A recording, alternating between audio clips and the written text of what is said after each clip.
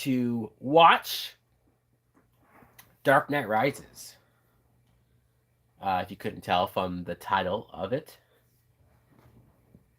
So I'm getting ready. Don't mind me. I'm just getting everything situated.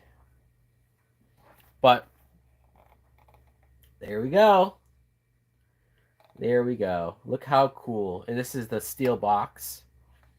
And it's Blu-ray. And did I shave? Well, this didn't just fall off, Jenna. No, yes, I did. I trimmed. I trimmed.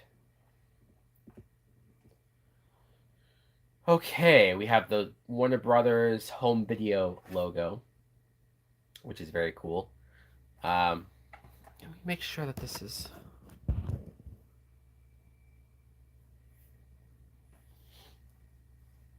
The main menu video for this is pretty damn good. I could probably watch this for a solid couple minutes. It looks great.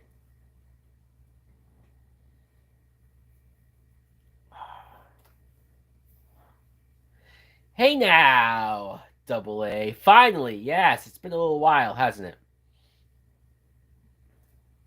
Okay, so let's get everything situated. We'll put the English subtitles on.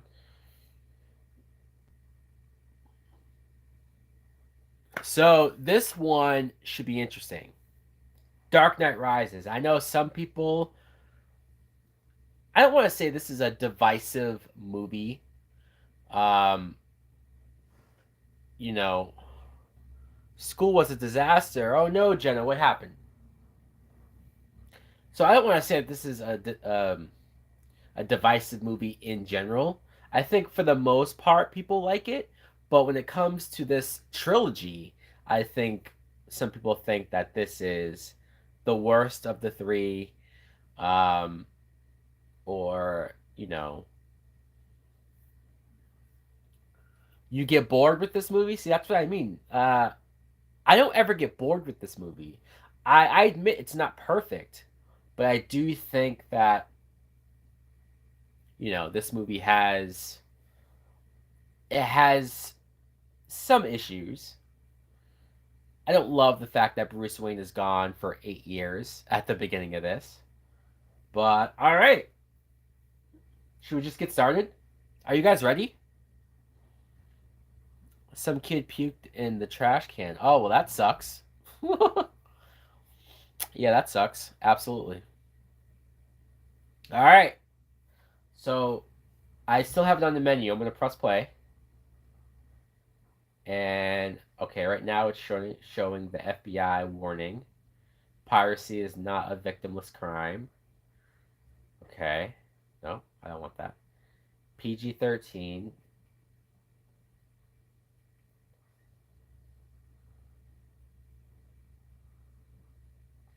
Okay, I have it on pause. So right now it's at 0.04 seconds in. So if you guys want to watch with me, now's the time to get ready.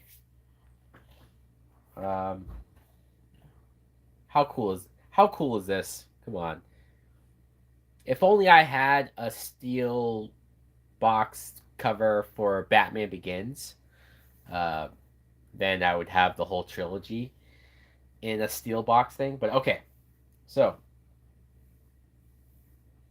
I'm gonna press play, and 3, 2, 1.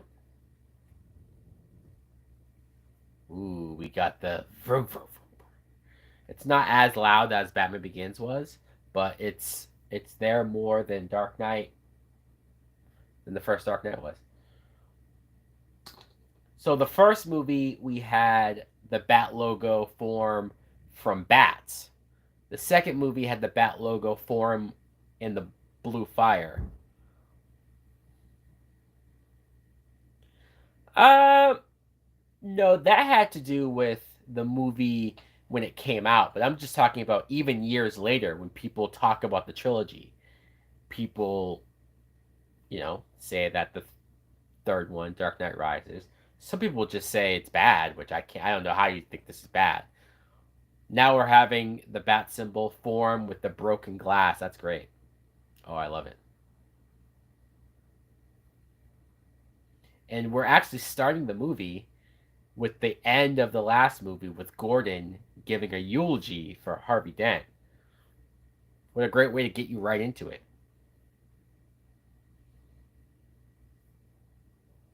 I believed, past tense, in Harvey Dent. And how hard was that for Gordon to eulogize and still talk about Harvey Dent like he's this great guy when we all know what Dent did or tried to do to his family? You think the pacing sucks? Okay, fair enough. Hey, it's Littlefinger from Game of Thrones.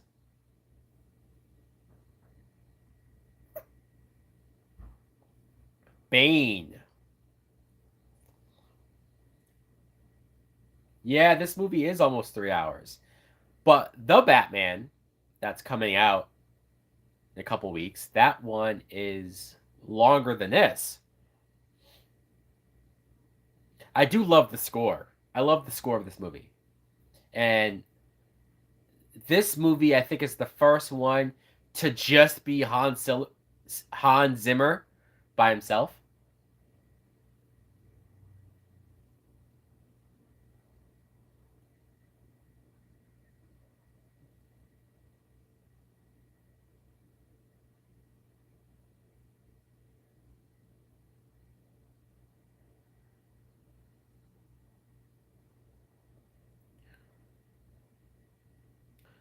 Do I think Pattinson would bring something fresh to the role? Yes, I do. I'm not.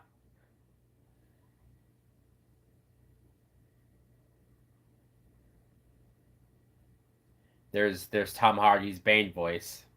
I know some people don't like it. It doesn't matter who we are. I do like the voice though. I do. I know it's weird. The first time I saw it, it was a little off-putting.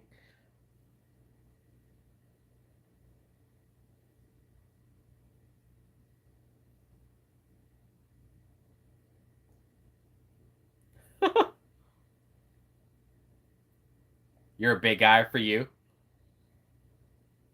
Of course. And I know at this point, Bane's voice has been, I don't know if parodied is the right word, but they have had it in a lot of things.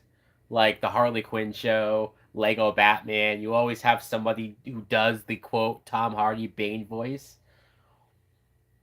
But in a lot of ways, Tom Hardy with this voice gave Bane an identity that I think the comic book fans, we only know Bane as the guy that breaks Batman's back, the guy that paralyzed Batman. But as far as he himself, Bane has a big personality in this movie. Very memorable.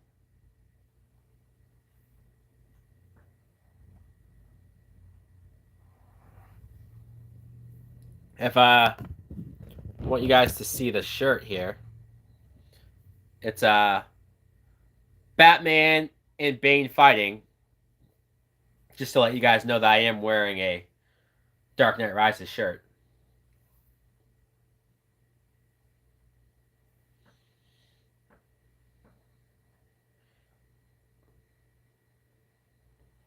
And I do like the way Tom Hardy looks. The mask is very cool, very different, but very cool. Later on, we see him with the fur coat. That is definitely a cool look.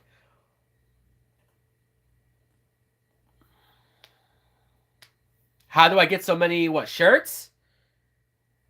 A lot of the shirts I would buy at like the mall used to always have like a 2 for 20 deal. And like every week I would buy a different shirt. So a lot of these shirts I just already own from years of collecting them, kind of, you know?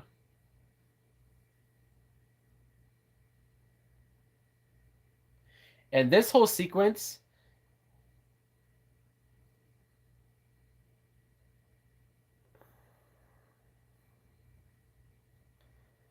the fire rises. This is a cult. Look at how Bane is able to convince this guy to stay behind. No, they expect one of us to be behind in the wreckage, brother. It's bizarre. It's crazy.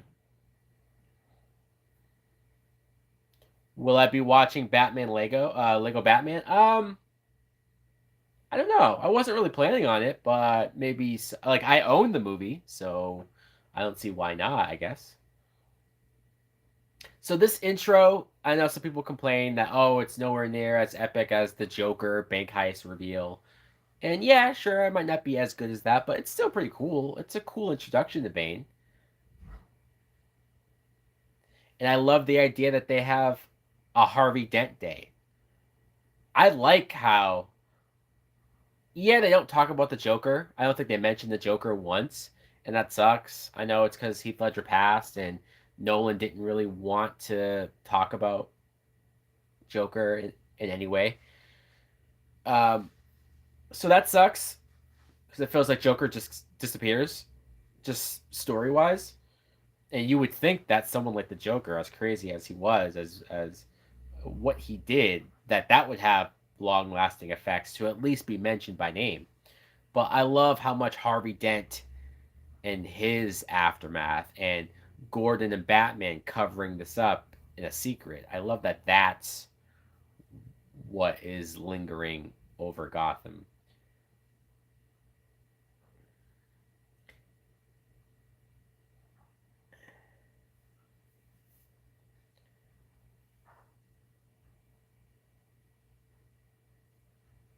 And there's Anna or Anne Hathaway as Selena Kyle pretending to be a maid. Bat was willing to take the blame. That's a big thing.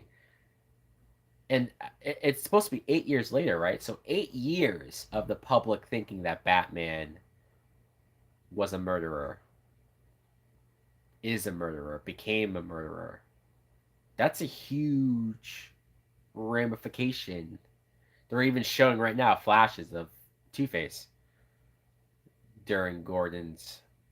Gordon wants to give away the truth. And I wonder what would happen if Gordon did tell the truth here. 1,000 inmates in Blackgate is because of the Harvey Dent Act. It's such a weird thing because there's a big theme of this movie of the truth having its day in the light, um, even if the truth hurts or even if the truth is something bad, no matter what the truth is, should it be out there. We not only deal with that with the Harvey Dent stuff, the Bane stuff, but you deal with it with Michael Caine and Bruce Wayne when Rachel's letter comes back around.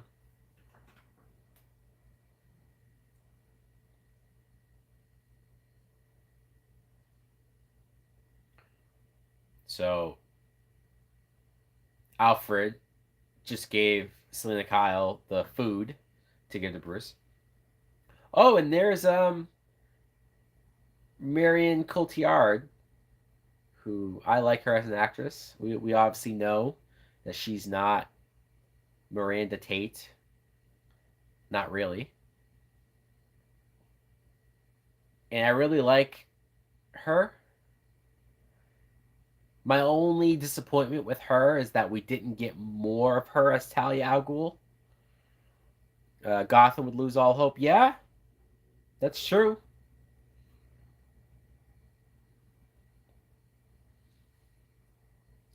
And yeah, I almost forgot that Ben Mendelsohn plays Roland Daggett in this movie. Roland Daggett, I don't know if he's from the comic books, but I know he was in Batman the Animated Series. Roland Daggett, he was like a corrupted public official type dude. So that's pretty deep cut for Nolan to put a character like Daggett in this movie.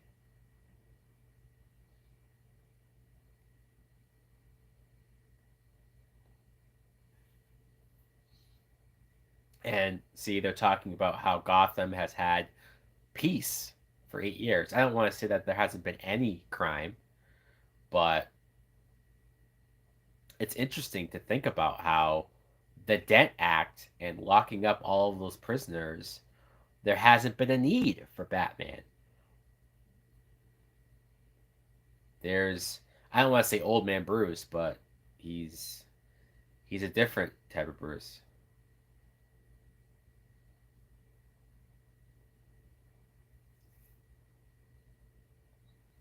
It's so weird to see Bruce with the beard or facial hair. He's with a cane.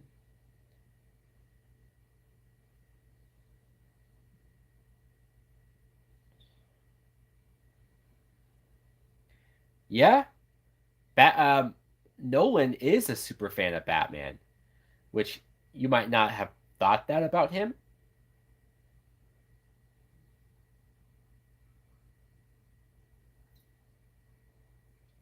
The safe with his mom's pearls, and she has them. And I love her turn of, "Oops, no one told me it was uncrackable."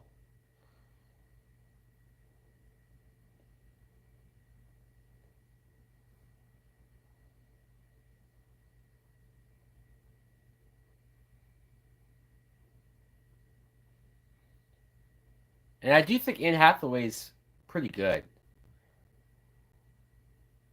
Backflip out of the window.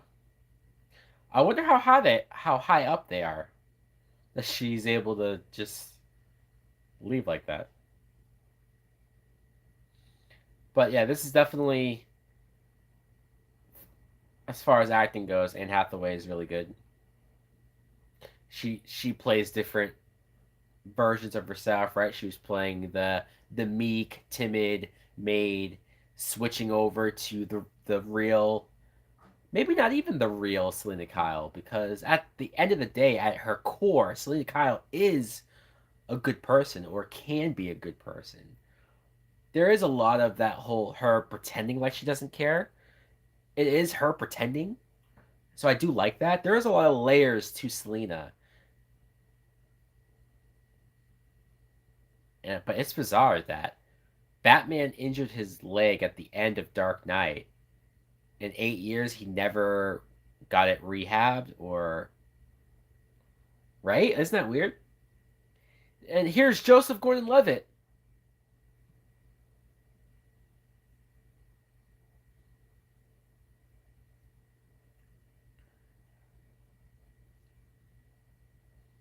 Blake. What's it? John Blake? Is that his name?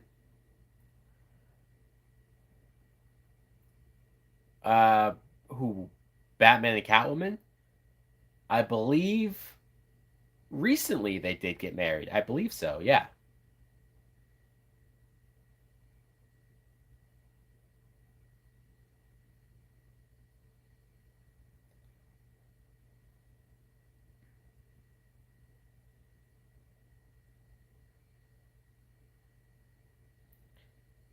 And it is interesting too to have this.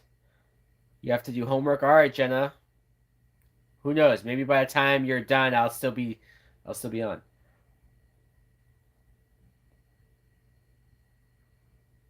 And by the way, for the record, Wayne Manor has been rebuilt. So we are in the rebuilt version of Wayne Manor. I like that they still have the piano open to get to the Batcave. Here's the Batcave. I wonder how much of the Batcave was changed because it does look a little different from Batman Begins.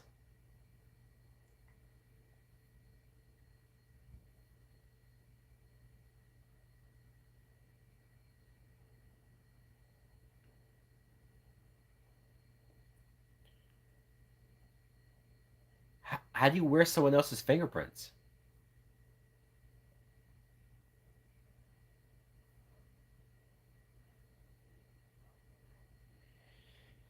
You don't like that he magically heals his back? I mean, I wouldn't say it's magic. You do have to leap into the explanation that they have, right? Where the guy he pops his spine back into place and then he strings him up because he needs him to be in a certain position.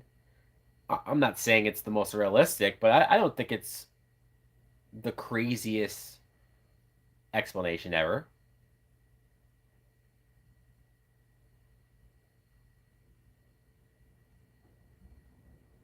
Huh. There's nothing out there for me. Wow.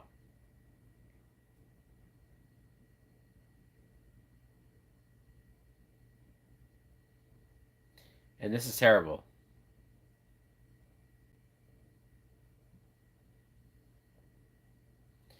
The idea of Bruce Wayne taking Rachel's death this hard. I mean, I love the fact that he doesn't move on easily.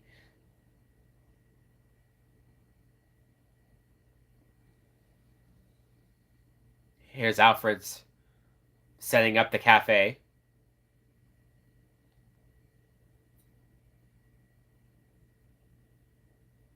Wow. This is set up so well.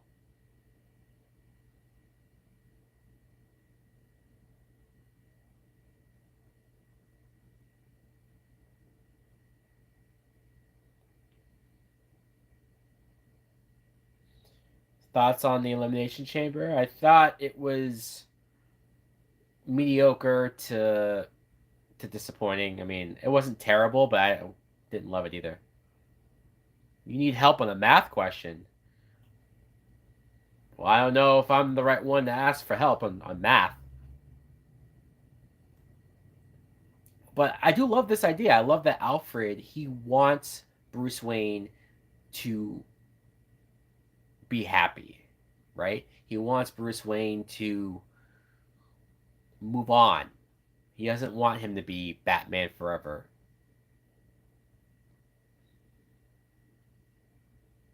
It reminds me of the scene from Good Will Hunting when Ben Affleck tells Matt Damon, I wish that one day I knock on your door and you don't fucking answer because you left. Um, and you don't say bye, you don't say anything, you're just gone, and you moved on to a better place. And at the end of the movie, he does. It's great, great setup, great payoff. This movie does a very similar thing.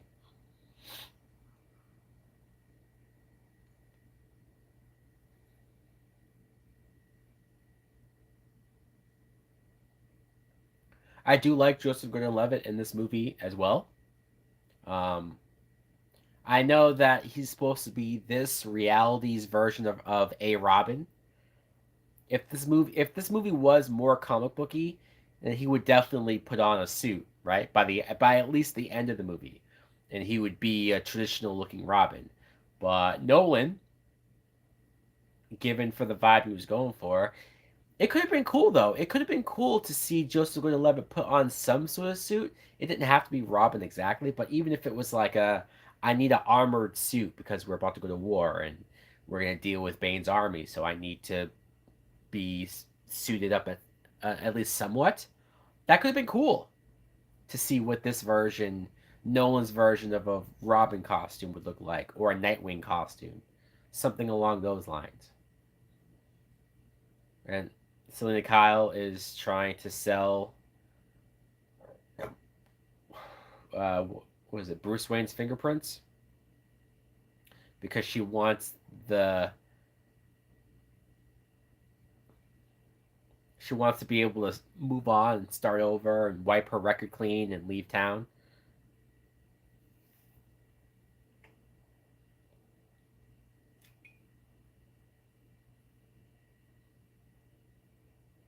And I do like, again, I like Selena in this scene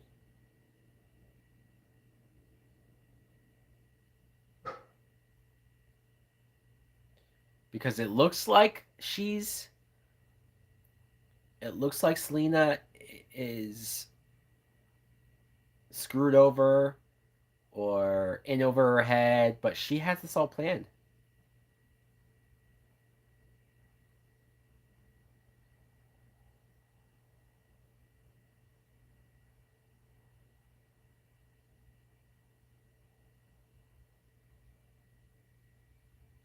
And And what, they're gonna kill her?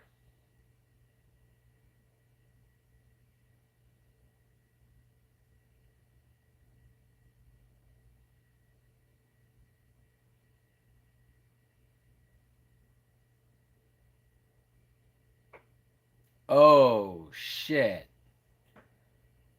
Oh, he used his cell phone. I like it.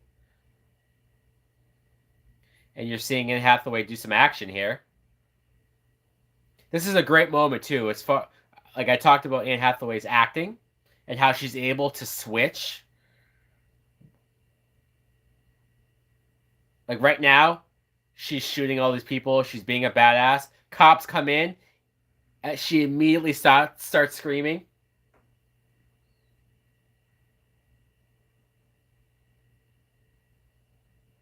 and then she's sobbing, and then right back to Selena mode. She's good.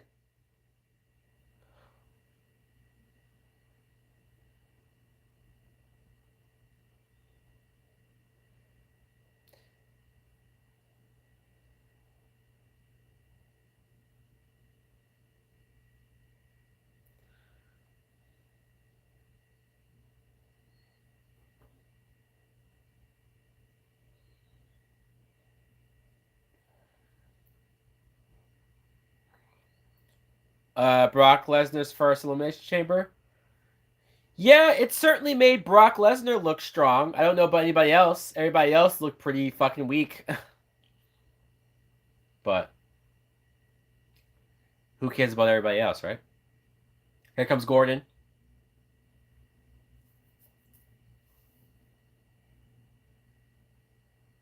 But yeah, I don't think enough people talk about Anne Hathaway's Catwoman. Um, Michelle Pfeiffer's still my favorite, and we have Zoe Kravitz to look forward to in the new movie. But I think Anne Hathaway does not get enough credit as far as her acting goes. I think she's really good in this movie. Uh,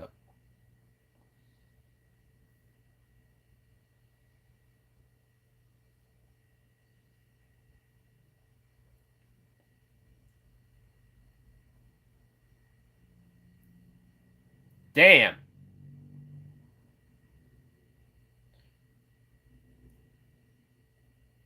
all of those SWAT guys just got blown up. I think Gordon's about to get taken. Yep. And I like the idea that most of Gotham has took these 8 years of peace as just that, right? Oh, look how great everything is. But they're not thinking about the fact that clearly Bane has been planning for these 8 years, probably more so. Oh, snub to Holly Berry? Yeah, man. I don't count Holly Berry's Catwoman for a lot of reasons, and not to beat her up for her acting or anything, although her acting was bad and the movie itself is bad, but she's also not playing Selena Kyle. So that's the biggest reason why I don't ever count Holly Berry's Catwoman is because she's not, whether she's a good or bad Catwoman, if you want to debate that, more power to you, but she's not Selena Kyle either. Why are you here? I was asking you. No, I know you were joking. I know you were joking. But it's true though. Halle Berry never factors into the equation, right? Oh, I love Bane choking that guy and snapping his neck. And he wasn't even looking at him. He did it so quick and easily. And Tom Hardy, normally Tom Hardy's not that big of a dude. Far as muscle and even height, he's not the biggest dude, but the fact that Nolan shoots him in a way like down below and it makes him look bigger than he really is. Nolan does a great job of shooting Tom Hardy in a way where Hardy looks as big as he does.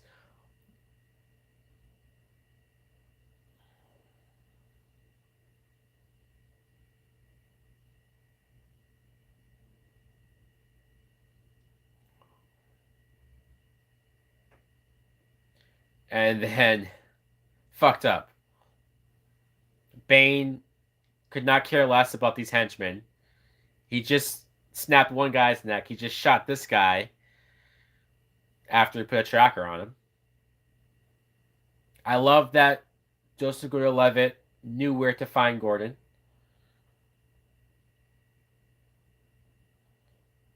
and he goes right to Bruce Wayne.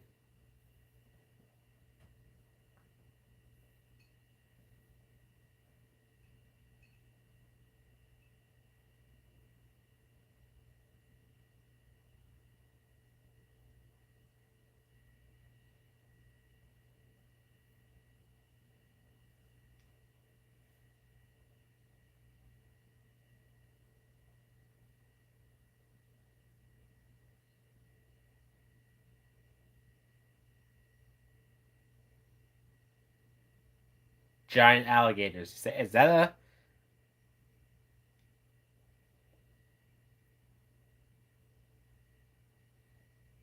a reference? Giant alligator? Killer Croc?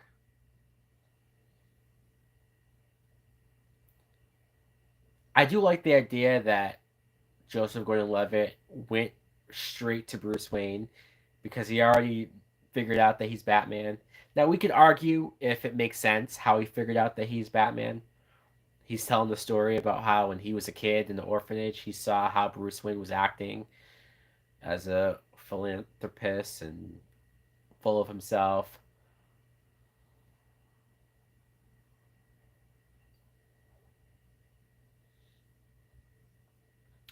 I know you're making a joke about Robert Pattinson and the whole Twilight thing, but Twilight was at this point, the last Twilight movie was 10 years ago.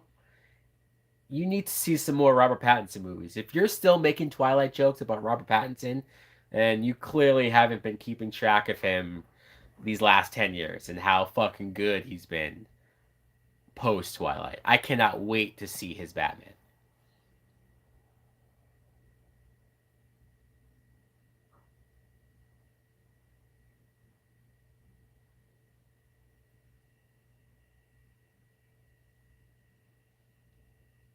Legends.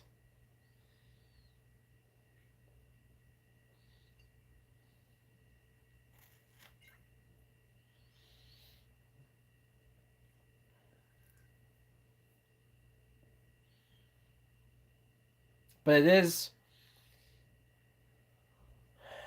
yeah, Robert Pattinson, he's underrated. It's sad though. It's sad that so many people still judge him off of Twilight. It's like, man, you know what I mean? If we beat up actors for movies that they did a long time ago, then Michael Keaton never would have been Batman after doing Mr. Mom. Heath Ledger would have never been Joker after doing 10 Things I Hate About You. Um,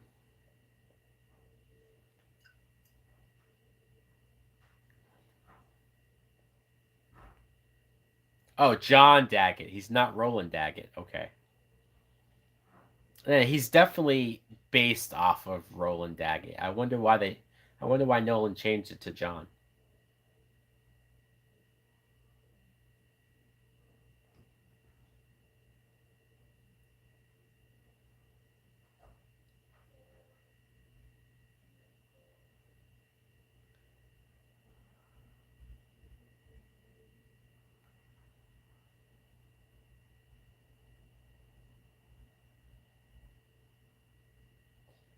And this is very interesting. So the only thing that gets Bruce Wayne to the hospital is because Gordon's in the hospital. And now we're back to Bruce Wayne, clean shaven, wearing a suit.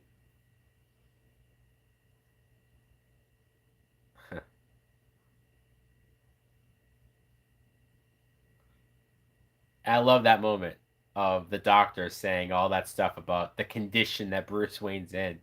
That's crazy because if you think about it, when he was Batman for that, let's say year and a half, 2 years, let's say at most he was 2 years as Batman, which I know isn't a long time for some fans to think about that. Like, oh, he was only Batman for 2 years and then he gave up. But If it's a real person doing that for 2 years, I can totally buy him having all these injuries.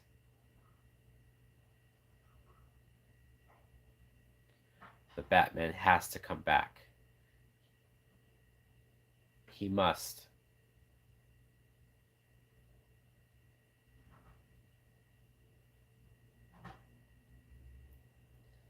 I remember seeing that in, was it the teaser trailer or the regular trailer? That scene of Bruce Wayne talking to Batman. Oh, we got Bruce Wayne talking to Batman, yeah. But Bruce Wayne talking to Gordon and Gordon saying he must. I remember that being very chilling and haunting.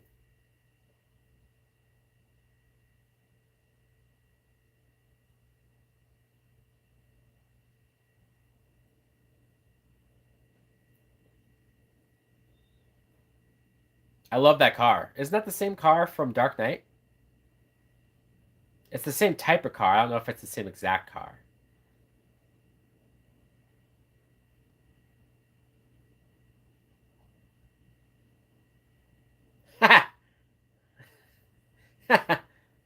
I love that Bruce Wayne just has a device that turns off all their cameras. That's so fucking awesome. I remember that got a huge laugh in the theater. It's weird because Chris Nolan movies and Batman, his Batman movies aren't known for the jokes, but there's a couple of good moments in here that got people laughing. That was one.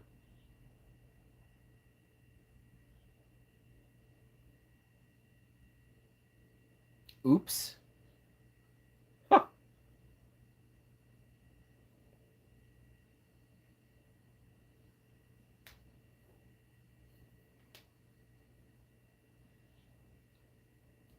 And Marianne Cotillard, easy on the eyes. Again, if we got more of her as Talia al Ghul, I would be even happier, you know. But we only get her for the end sequence.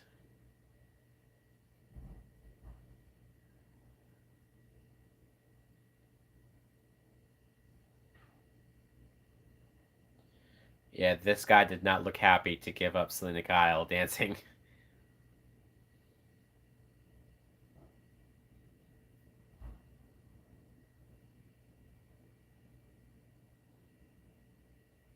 And here we go. Bruce Wayne has a powerful friend that deals with things like this.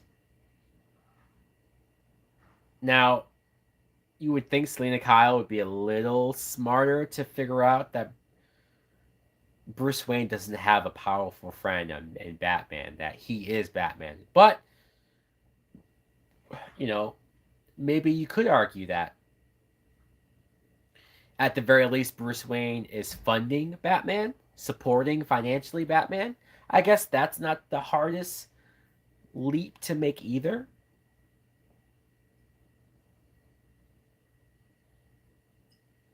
In this ball scene, I'm not going to say it reminds me 100% of the Michelle Pfeiffer, Michael Keaton scene from Batman Returns, but the setting, a mask, rich party, it's definitely close enough, you know.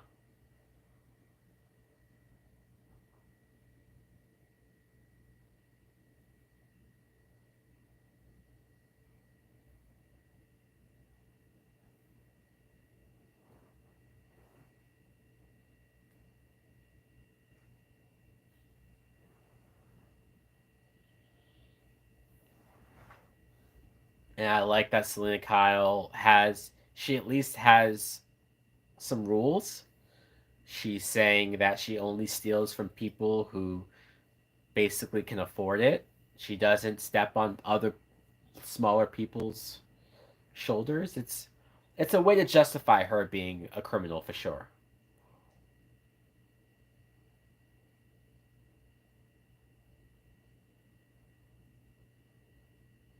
I love that moment where she whispers in his ear and is basically saying like something's coming and basically all the rich people are going to be fucked.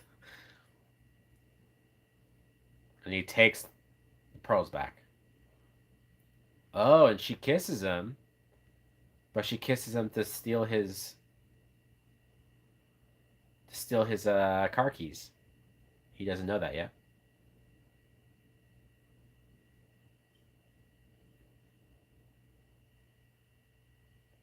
Oh, not even car keys, his ticket. And he was like, "My wife? Just you, sir?"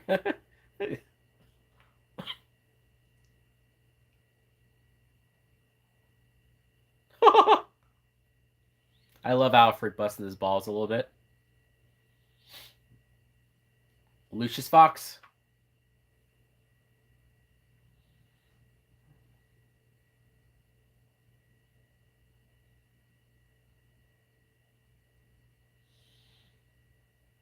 uh, Falcone fighting with Batman.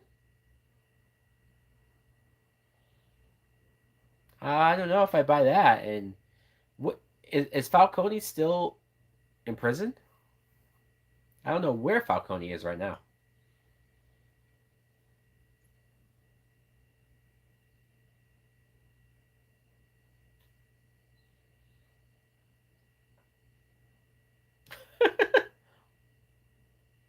I love the idea of Alfred and Lucius Fox subtly, but not so subtly, trying to get Bruce Wayne to date somebody, be with somebody. Very funny.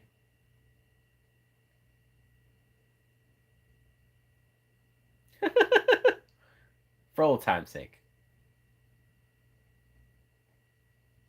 I love that. I love that Lucius Fox brought up the tech and Bruce says, "I retired." And Lucius is like, "Well, let me just show you some stuff anyways." I like it's such a funny thing where they all know Bruce almost better than he knows himself. They all know that deep down he still has the Batman in him.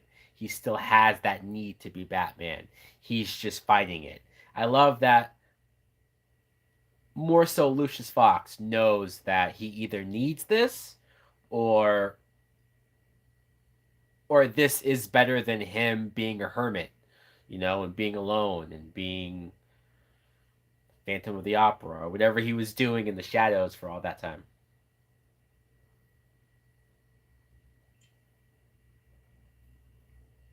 He calls it the Bat. It does come in black. Oh, I love it. I love that reference.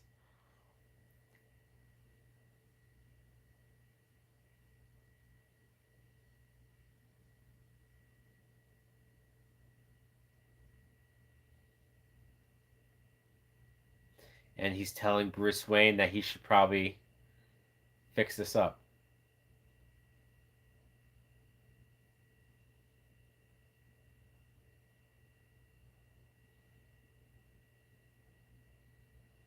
And he just put a leg brace on.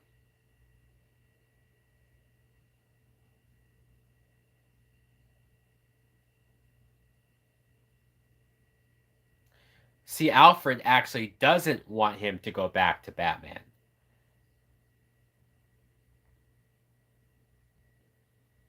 And now Alfred's telling him about Bane. A pit. I love that Alfred already knows this. I love that it's not like Alfred researched this. It's like he just knows shit.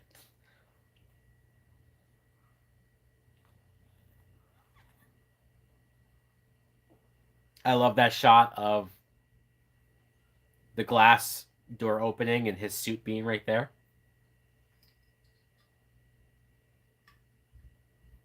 Raz Al Ghul.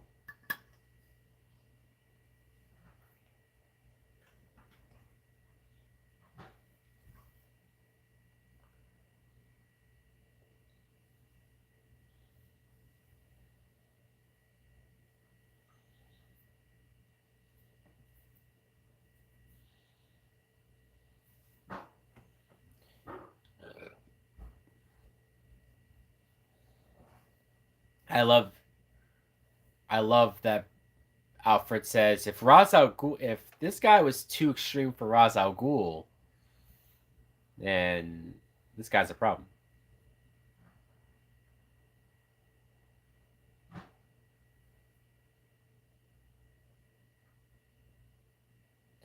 And I love that. Alfred saying, I'm afraid that you want to die, that you want to go out there, be Batman, and you don't care if you survive. Again, a very simple idea, but very interesting way to convey that concern because it works. It doesn't seem like Alfred's being nagging. It doesn't seem like Alfred's being unreasonable to complain about him being Batman. Like, no, it absolutely makes sense. And here's Bane with his helmet.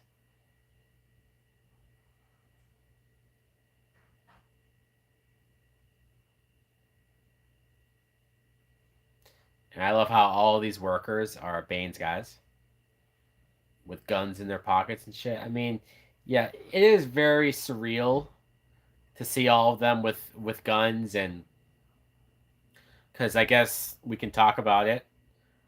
The Colorado shooting for the midnight screening to this movie, and think about how this movie is all about terrorists going into like Wall Street, for example, and shooting people, causing chaos.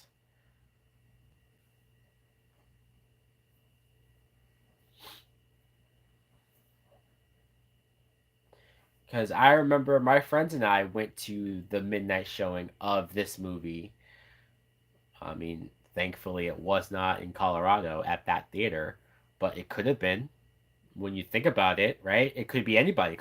It could have been anybody at a midnight screening. And I think this was the last year that they did midnight screenings. Because of that, the following year, for like Marvel movies or whatever, they started having uh, early showings at like 7, and now they still do that. They still have early showings on Thursday for the Friday movie on at like 7 or 5 o'clock. I've seen some that are like 5 o'clock, 4 or 5 o'clock. So they don't do midnight showings at all. And I guess that Colorado shooting was a big part of why. I can't imagine what that would be like. It's a horror show.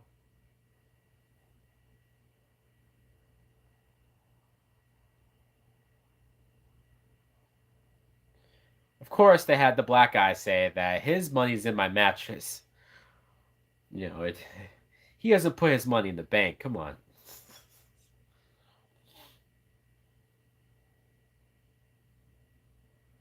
For now.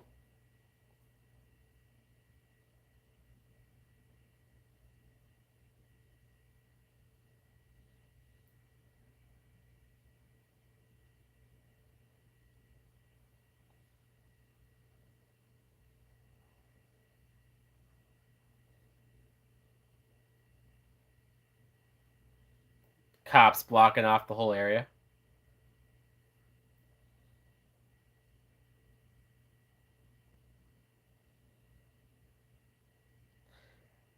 Time to go mobile. And he gets hostages.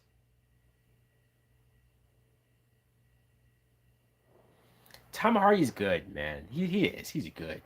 And again, some people don't love him as much because they either compare him to Heath Ledger, and it's like, well, you're not gonna find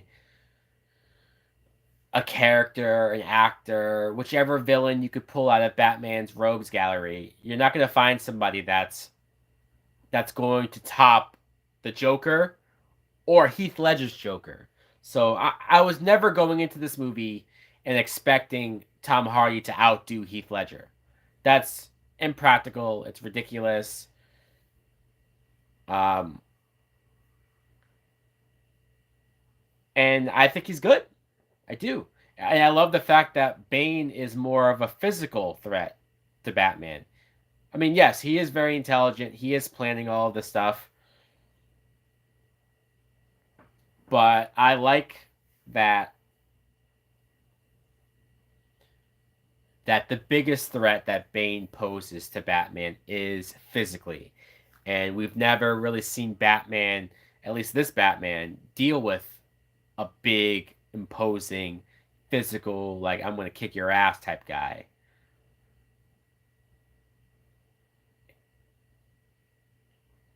And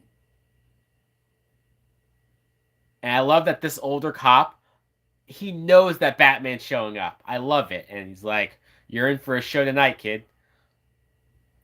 Like to the rookie cop. I love it. I love that in just 2 short years, Batman's already built up this mystique about like if he's back, if it's this guy, then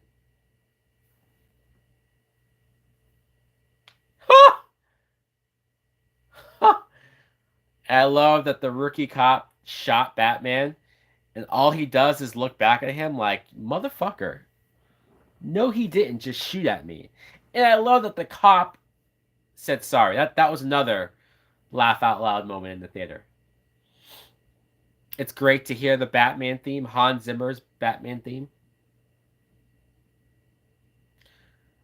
I guess we can talk about Jeffrey Modine. Um, I don't buy Falcone doing that. I don't buy Falcone fighting with Batman. I don't know. I just don't buy it. Um, but Matthew Modine as the lieutenant, he is very over the top. He is very goofy. I don't love what he's doing either, but the first time I saw this movie, he really got on my nerves. It's like every time he spoke, Matthew Modine, he just was annoying. Now, when I watch it now, it's just kind of like, all right, he's a whatever character. He's, you know what I mean? I'm not as annoyed anymore. And he's just the one guy who's like, I'd rather go after Batman. I'd rather catch Batman than catch Bane. And it's like, all right, dude.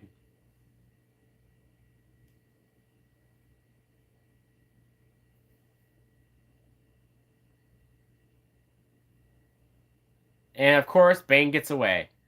Bane gets away because all of the cops, even though Bane's people had hostages, right? Like, if there really hasn't been any major crime in 8 years, you're telling me that maybe those guys aren't more dangerous? I know that these cops, or some of these cops, think that Batman killed Harvey Dent. Clearly, that older cop doesn't think that. He's not talking about Batman like he killed Dent, but Matthew Modine is.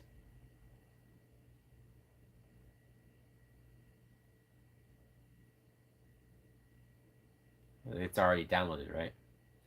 Yep.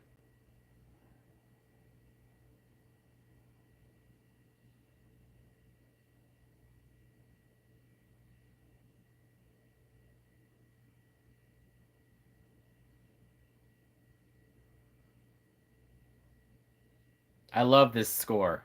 I do. Hans Zimmer. Thankfully, Hans Zimmer gets the credit he deserves, but this score is great.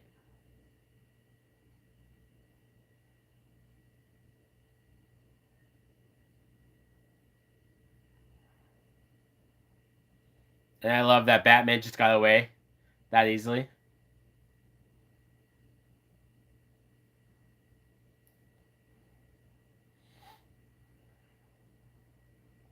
You know, all these cops chasing Batman. It's insane.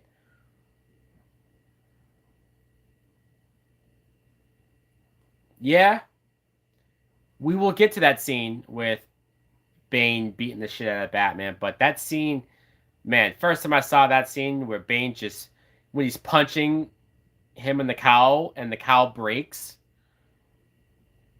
um, hard to watch for sure.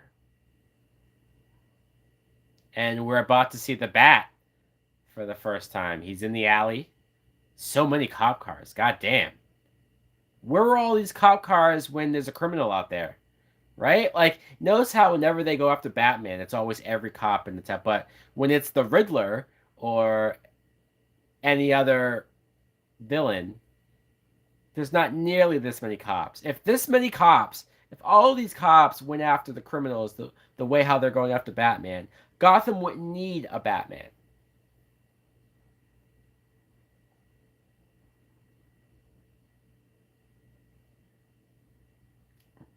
Return of the Batman. I love Gordon's in the hospital bed. Very happy to see that.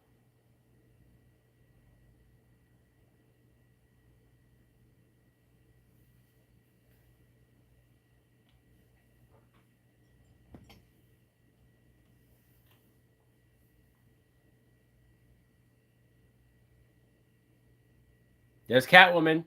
First time we see her in costume.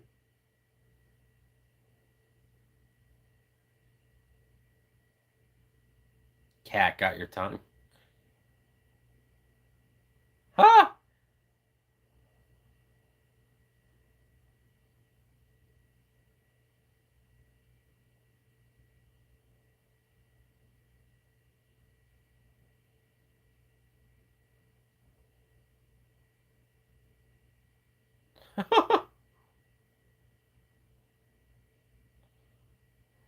Do those heels hurt? I don't know. Do they?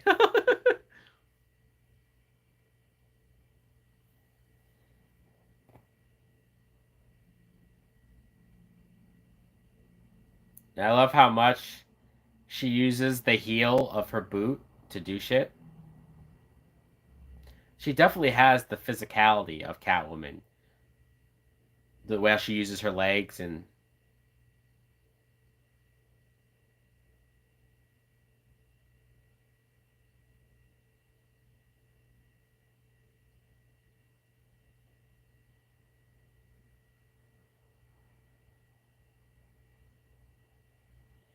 so the clean slate machine doesn't exist, supposedly. And here comes Bane's men.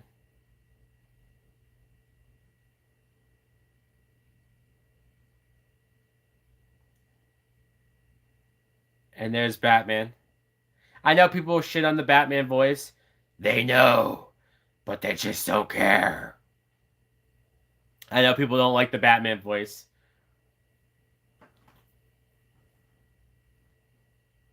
And here we go. Batman and Catwoman fighting together. This was awesome.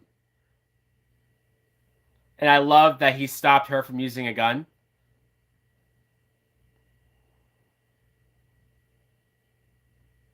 And there's Bane.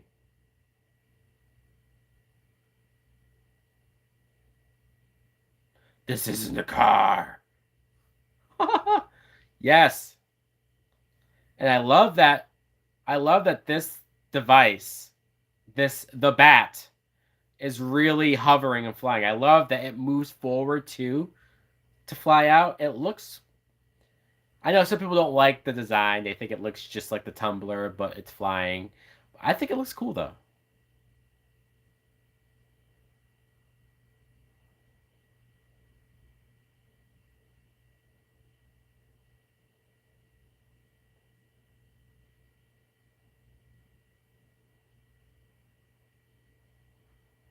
And I'm a sucker for seeing Batman and Catwoman do anything together, even if it's fighting or fighting together, developing their interests.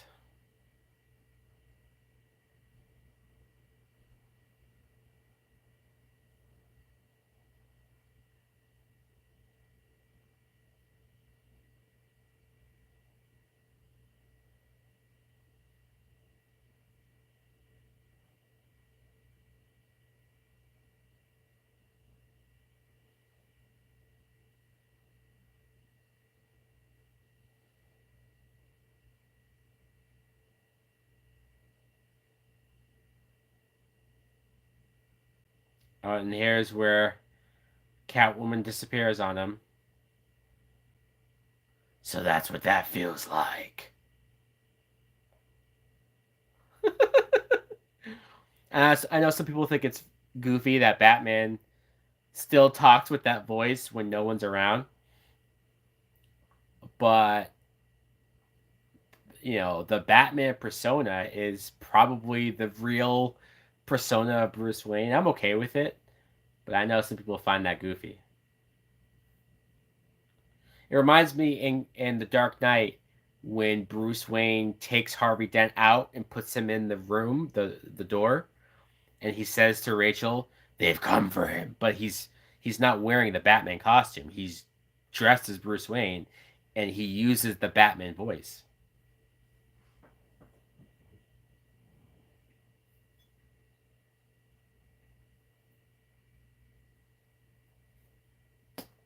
Here we go. His speed, his ferocity, his training. I love the way Alfred builds up Bane. Ra's al Ghul's gone.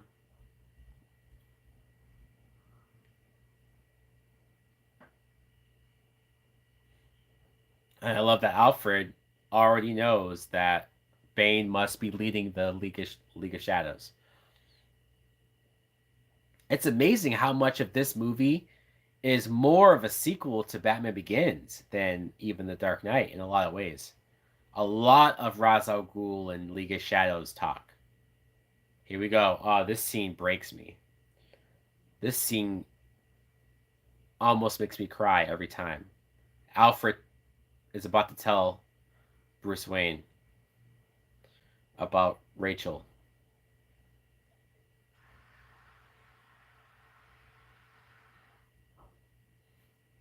You're not Batman anymore.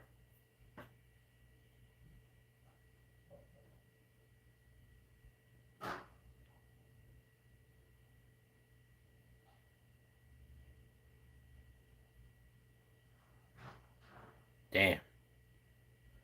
Oh, Alfred.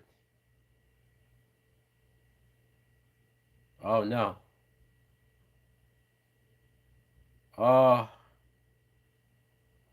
what if she wrote a letter? And what if I burnt that letter? Jesus. And it's their acting. It's their acting that really sells this too, man.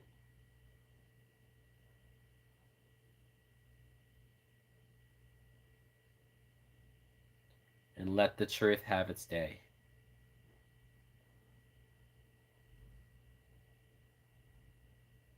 Fuck.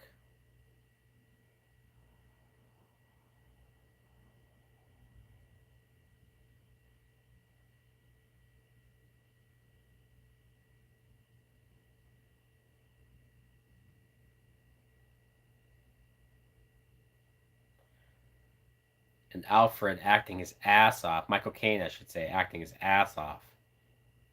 Shit. Damn. Man. And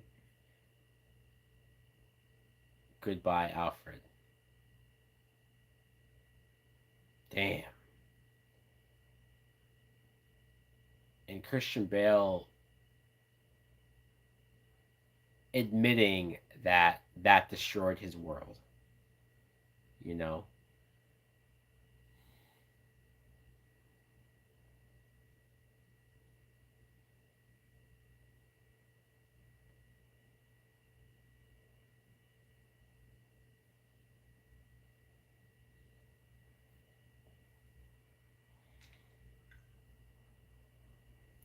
Man, I can't imagine that he was holding on to the idea that Rachel was going to be with him for 8 years, only to find out that she wasn't.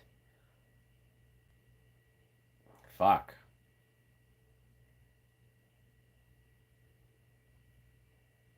Oh, and we're finding out that.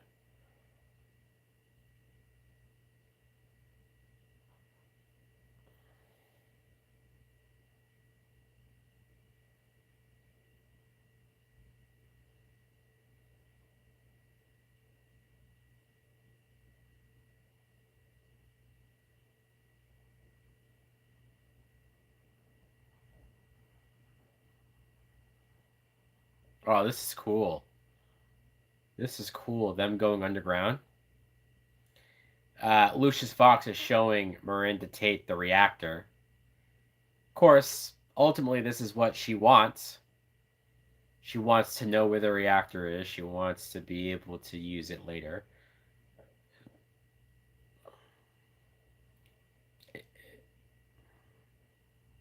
I think some people don't like how much Bruce is outsmarted, how much Batman is outsmarted in this movie by Talia. And I understand it. I do. I get that people want Batman to be the smartest guy in the room and be steps ahead of the villains, and I do. I get it. I get it. But I'm strangely okay with the way how this story and the reveal plans out. It's also very interesting that Miranda Tate is, or Marianne Cotillard is playing a Talia that is not in love with Batman, is not in love with Bruce Wayne, which is what we usually see, right? Beloved. She calls him beloved. She is in love with Batman. She wants Batman to take over the League of Assassins, League of Shadows. She wants him to be her husband, right? In a lot of ways. And he always denies it. Where this Talia is filled with hate for Batman, hates him for killing, whether directly or indirectly, for killing Ra's al Ghul, her father. It's like,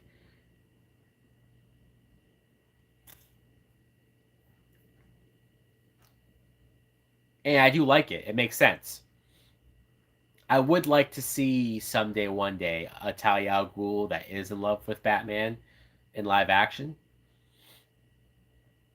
But I'm okay with that not being, because there's a lot going on in this movie. There's a lot going on in this movie. Maybe if Selena Kyle wasn't in this movie, you could do it with Talia. But I'm also glad that Catwoman is here, though. So,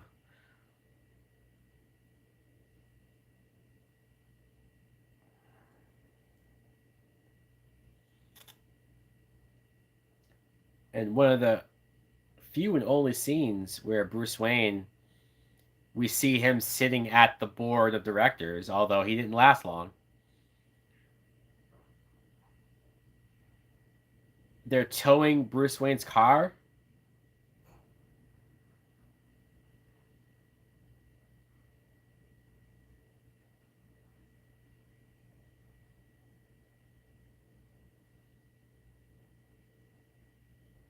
Oh, there's something about Bane's voice, Tom Hardy's voice, that I know some people think it's goofy and silly, but I find him haunting.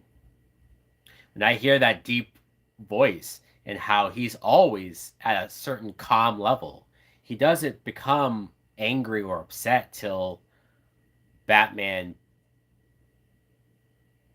bests him later.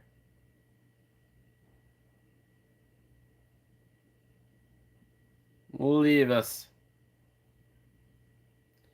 Ah, do you feel in charge? I love this. He puts his hand on the shoulder. I love this. And this gives you power over me? This is so good.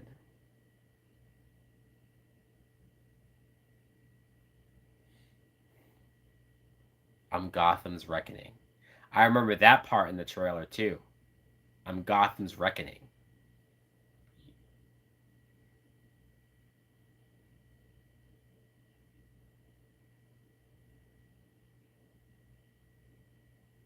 And there goes Daggett.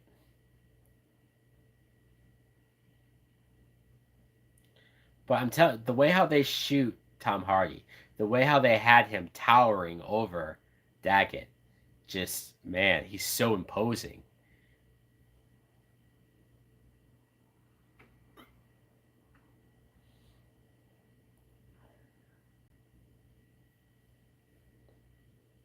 And it's kind of interesting to have Bruce so openly talking to John Blake about the Batman. He was a symbol. He could be anybody.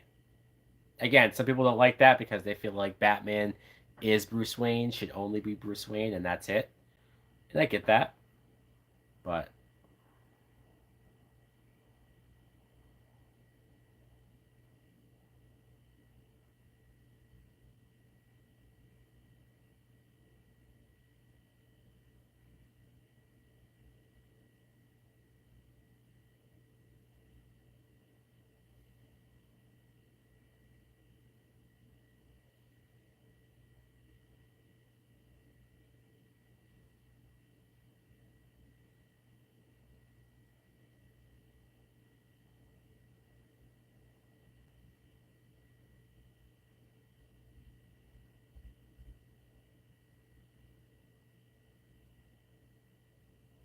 No, you're not.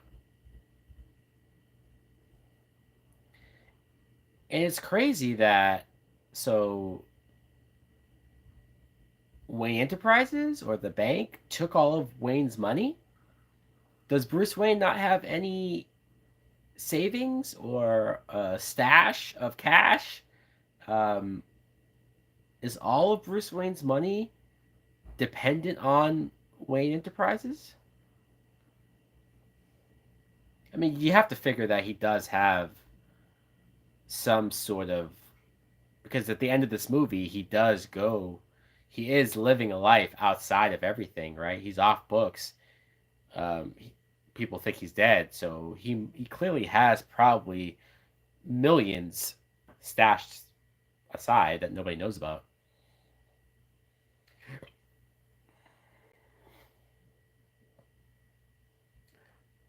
And he's locked out of his own manor.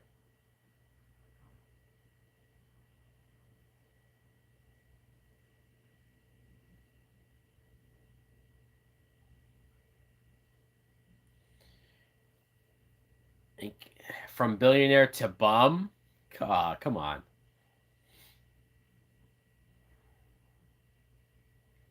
you imagine that Bruce Wayne never used keys to his house? You see a picture there of Rachel, and it's Maggie Gyllenhaal's Rachel.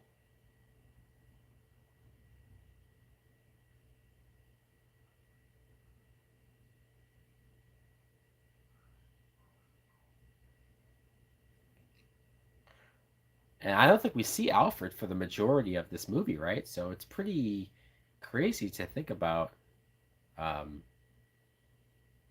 how much little Alfred we have, because he already had that banger scene. Bruce and Talia are hooking up, so they do hook up. They do have sex. Um, they just shut the power.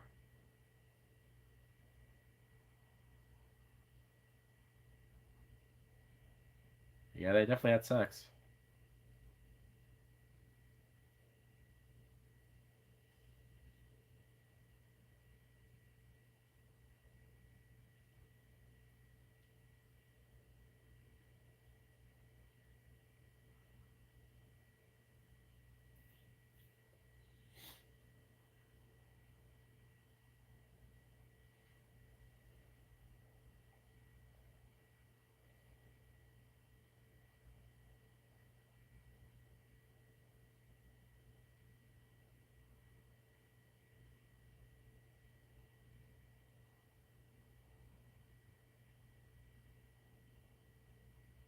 So, do you wonder? Do you think Bruce has not been with anyone else for 8 years? I mean, you could argue that Bruce. I don't even think Bruce ever slept with Rachel, right? Because they were never officially a couple, I guess. I mean, maybe they could have hooked up um, at the end of Batman Begins when she found out. Maybe they did, but they certainly were never a couple. So 8 years is a long time for Bruce Wayne to be.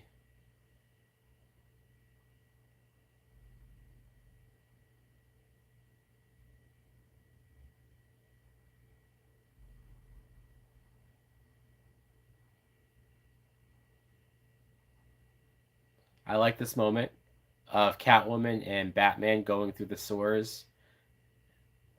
They're about to take out some of Bane's men. This is very cool. Now, I was very disappointed to find out that Catwoman kind of tricks him, and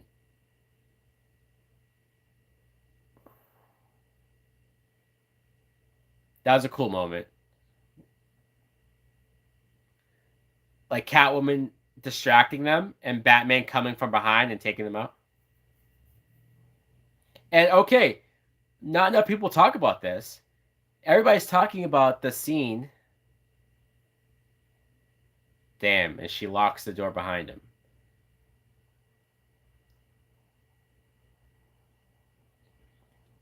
I had to find a way to stop them from trying to kill me. But the shot of Batman in the hallway being shot at, and you're seeing flashes of him coming closer. Sure, he's not being directly shot at like the way Robert Pattinson is in the trailer. But oh, Bane knows that Mr. Wayne is Batman. Catwoman was very surprised. And here we get Batman versus Bane, first time.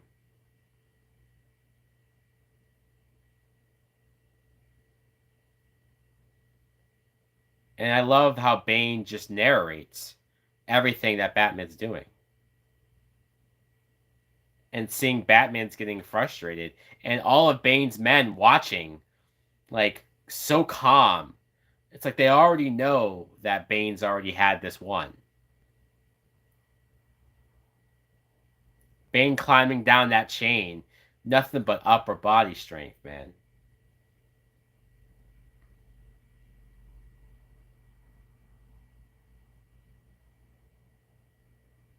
Wow. Bam! One punch from Bane and Batman goes down. I remember seeing this in the theater, this fight, where Bane just this was depressing to watch. Because just nothing that Batman could do.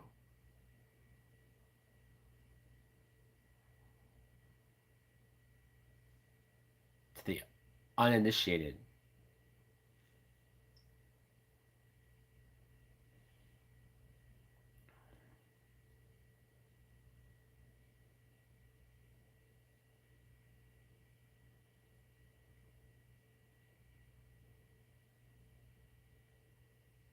Wow.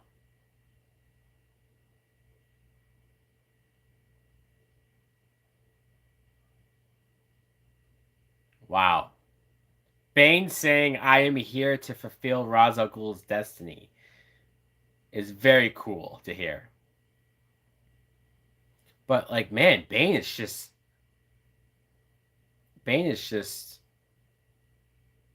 unbeatable, right? Unstoppable. He's taking all of Batman's good offense. You think darkness is your ally. You adopted the dark. I was born in it. Oh, what a great fucking line. Molded by it.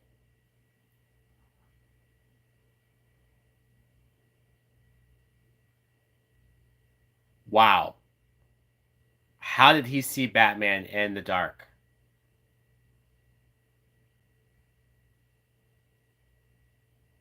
Damn.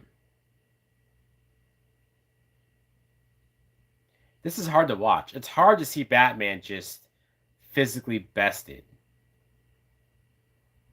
Everything that he's doing is not.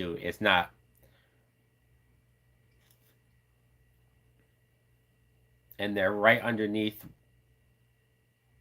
Wayne Enterprises.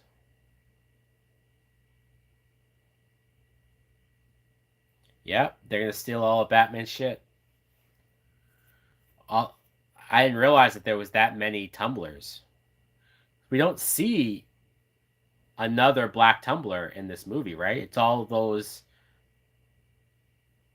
military versions of it. Oh, here he is. Broke his back. Damn. And Catwoman watching, and she looks a little horrified watching it. Like she's like, damn, this is worse than I thought it was going to be. His cowl broken.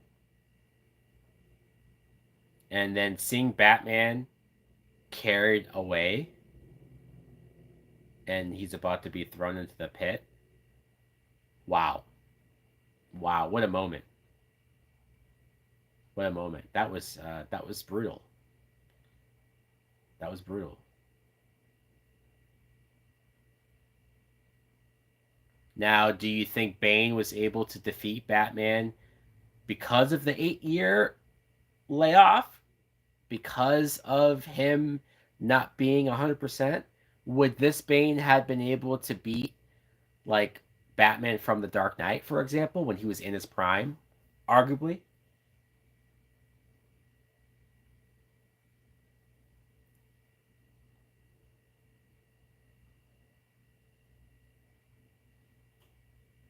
And Selena Kyle's trying to leave. Yeah.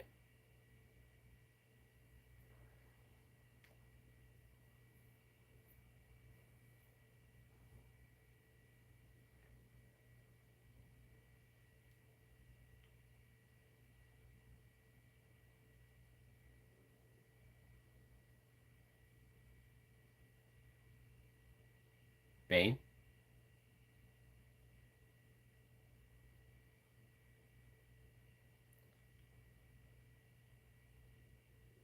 Huh?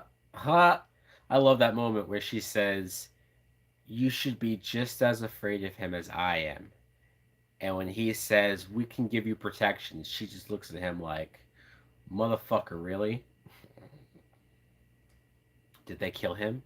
I'm not sure." See, that's the real Selena Kyle right there. And again, she's very good. She's very good at playing the sassy Selena Kyle who acts like she doesn't care. But the when she shows that she does care, I think she's very good.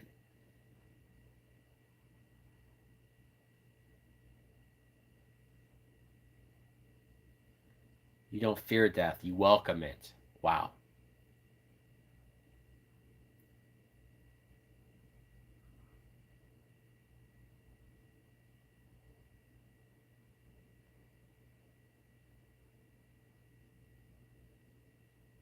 Wow.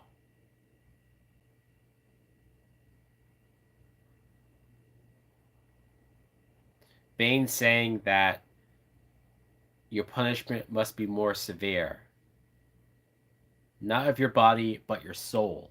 Again, the writing is very good, you know.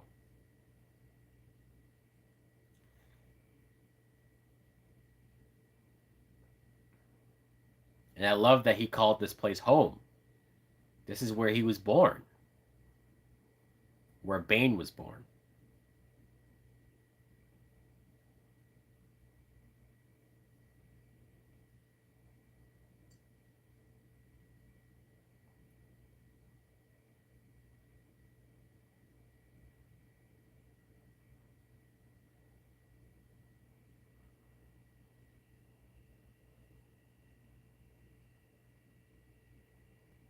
Damn. It's amazing that Tom Hardy is just in this mask for the whole film, but yet you feel you can like his eyes are saying so much along with his words. But you don't see his mouth, you don't see him emoting and you wonder like how hard was that to convey that? Then you have permission to die. That was a trailer moment. That was a trailer moment. When Gotham is in ashes, then you have my permission to die. Oh, what a great line. What a great fucking line.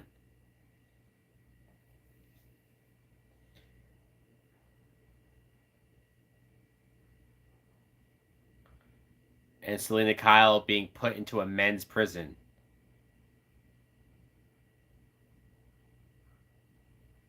Wow.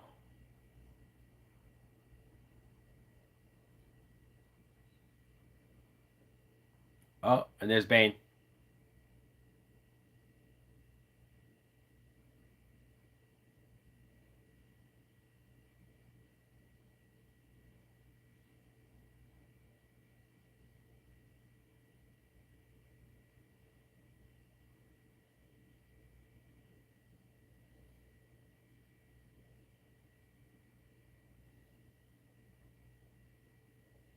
Wow. So obviously Bane was able to get into the board because of Talia, but we don't know that yet.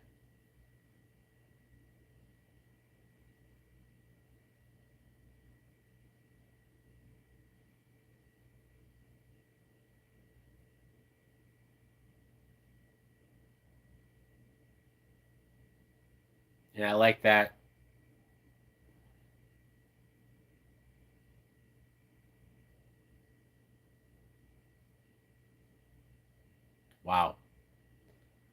Gordon just told Joseph Gordon-Levitt, do whatever you have to do to look into Daggett.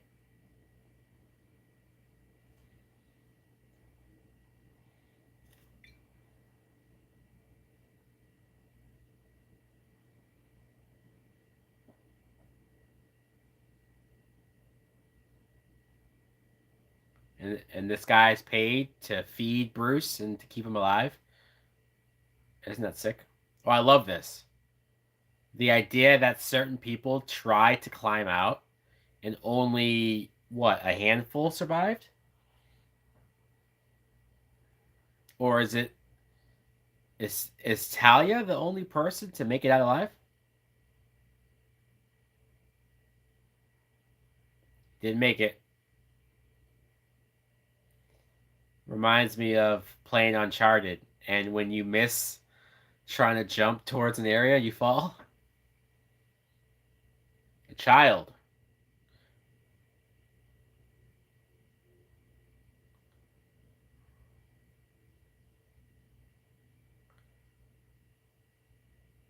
And I like the idea that only a child was able to get out.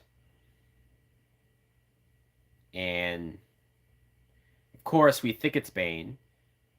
It's funny because that's Joey King. I don't know if you guys know who Joey King is, but clearly a girl. She's still out there acting now. Is she a teenager now, or is she even 20 yet? But it's so funny to see her this young, and because her hair is short, she's supposed to look like a boy. But I bought it when I first saw it. I bought it. I bought that was Bane. They were talking about Bane. Bane made it out and became who he became. I love the twist though that that was really Talia, and Bane protected her. I like that.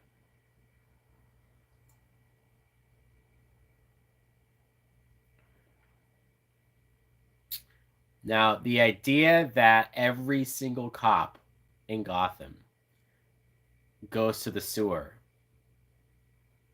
and they eventually all get.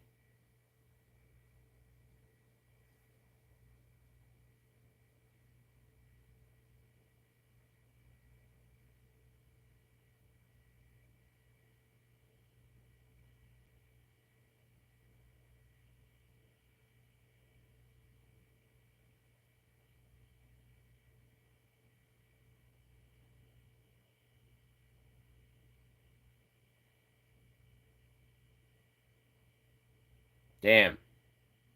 I love how much Lucius does not want to do this.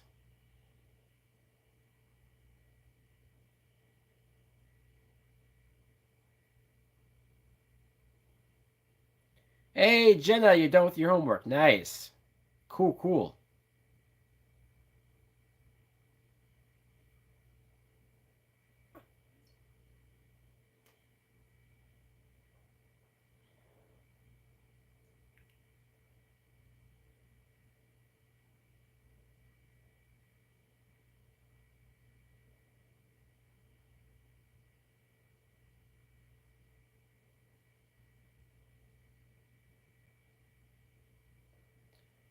I love the Bane theme.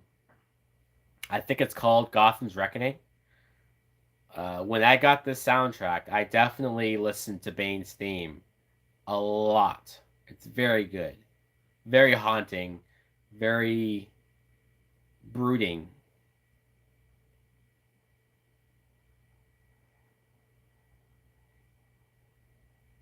And I love that Bane already knows it'll take 5 months for this thing to blow up. Man.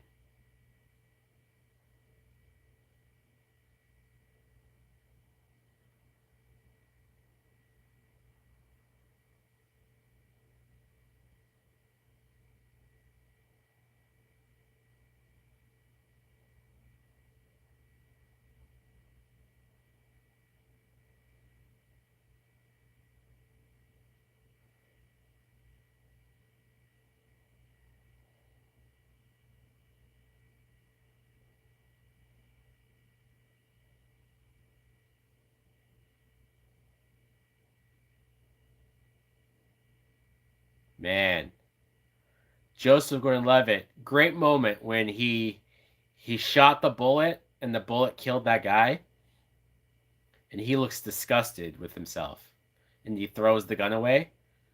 Very cool moment.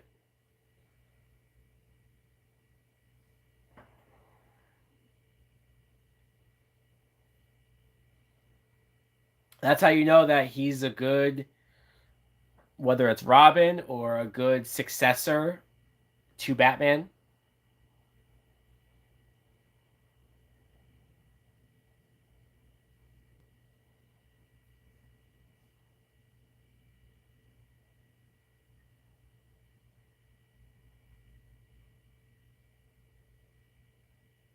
Oh, the football stadium.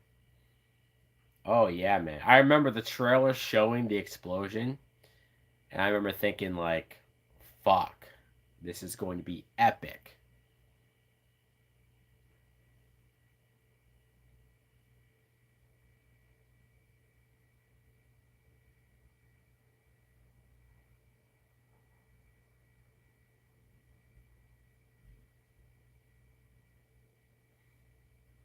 What a lovely, lovely voice.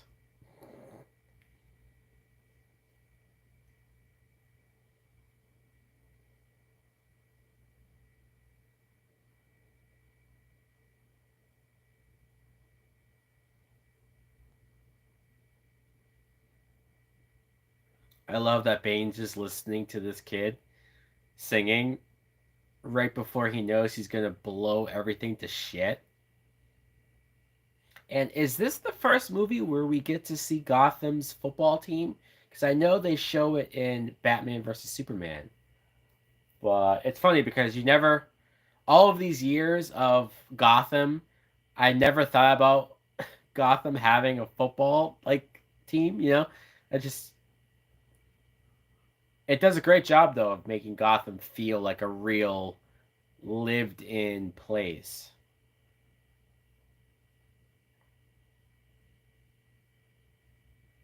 This here we go.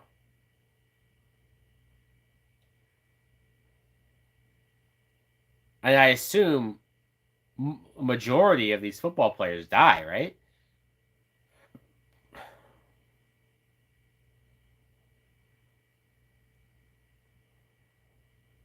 Damn, all of these areas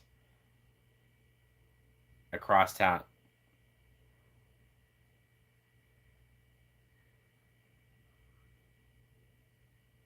And then there goes the mayor. The mayor just died. Shit, and then yeah,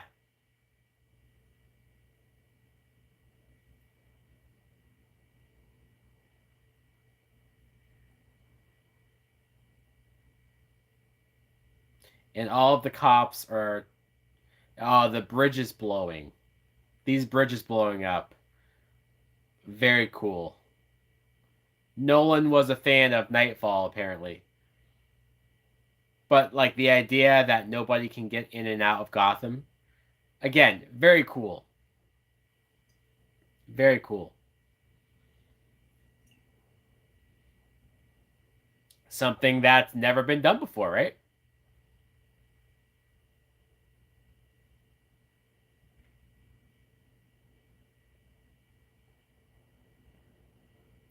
And I love that, with the exception of the Joker and Harvey Dent, this version of Bane, you could tell that like seeing Nolan give his version of Batman villains, like it's so good that it makes me wonder what if Nolan did a Riddler movie or a movie with a penguin? Like, what would his version of so many other villains be like? Guys like Mr. Freeze and Killer Croc, probably very not realistic enough for him to be interested in doing. And I don't know if people would want to see him change them too much so that they could be realistic. Like, what would a realistic version of Mr. Freeze look like, right? You can't really do it. Even Poison Ivy, it's like, I don't know. Does that work in this world? I don't know. Probably not. But you know, if Heath Ledger's Joker was still here, we could have maybe gotten a Harley Quinn. It's possible. Um, Definitely the Riddler could be in this world for sure.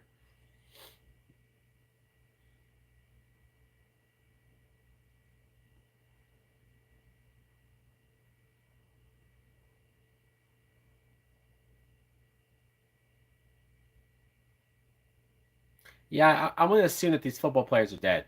I'm gonna assume.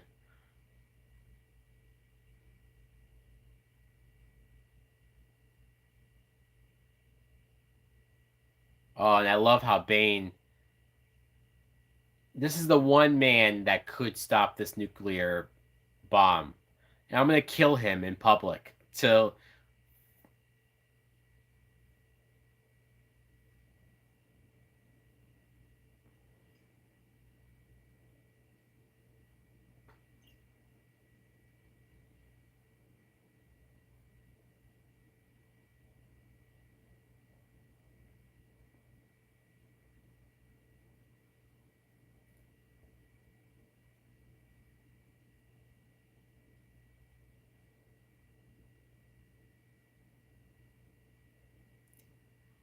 oh, killed him. Brutal. So now nobody can stop the bomb.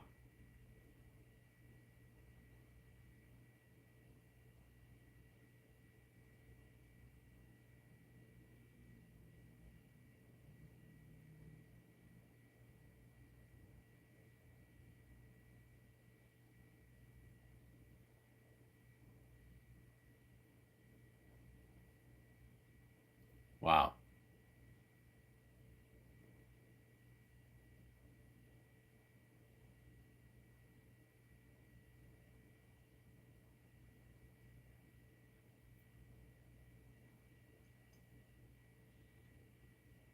So nobody from the outside can interfere. Whether you buy that or not, if that would really happen, but it's still a great idea.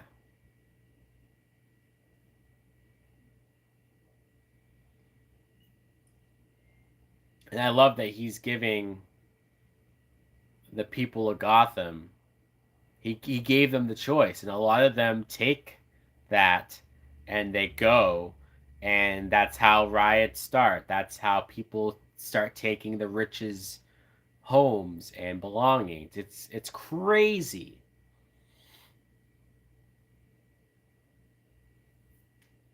You know, I'm not gonna say the only thing, but if Joker was in this, I'm not saying if Joker was the main villain, but even if Joker popped up at the end when all of the inmates break out and run around, I just can't. I always think about it. I always think about what if Joker was in this movie. But even if everything else is the same, but just have the Joker out there at the end.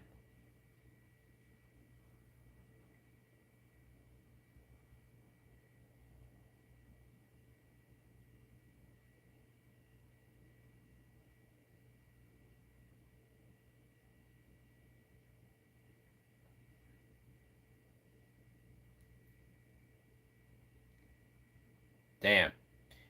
If one person crosses this bridge, Gotham gets broke. Is that the president?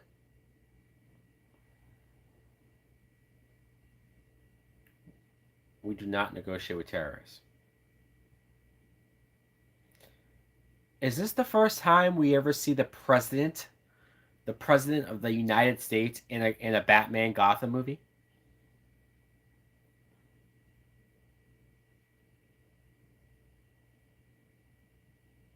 Damn. Damn.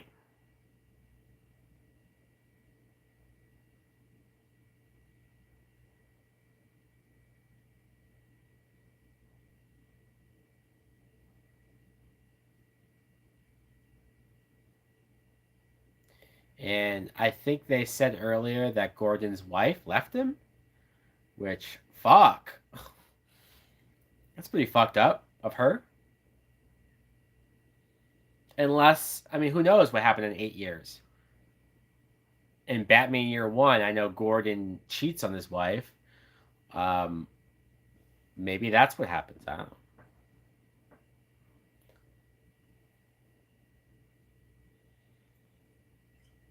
Here we go. Bane's going to tell the city about Harvey Dent. The true story. Man. Oh! Gabriel, $20 super chat. Bless you. Bless you. You're the man. Thank you so much. I don't know what you want, or like as far as I know, you said just because, but dude, you're awesome, awesome, awesome. You're awesome. You're breathtaking. Seriously though, thank you so much. It means a lot. I know I don't ask for donations. I don't ask for super chats, but it helps. So thank you again. This moment of Bane reading Gordon's statement. Did Bane not know about this? I guess Bane didn't know about this until he got Gordon's papers. Right? Until he. That's crazy. Everything that they did undone, right? Even Selena looks pissed to find out the truth.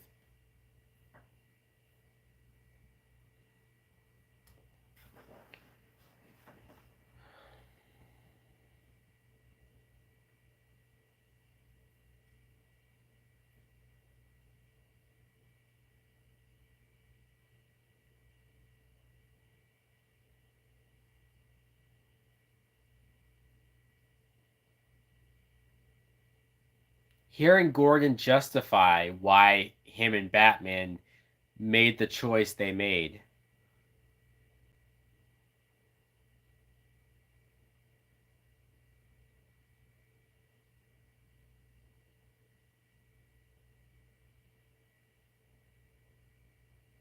So is this movie saying that Gordon and Batman were wrong? Because I never looked at it as wrong, but John Blake saying that Gordon's hands look filthy. That's pretty intense. That's pretty rough, right? Uh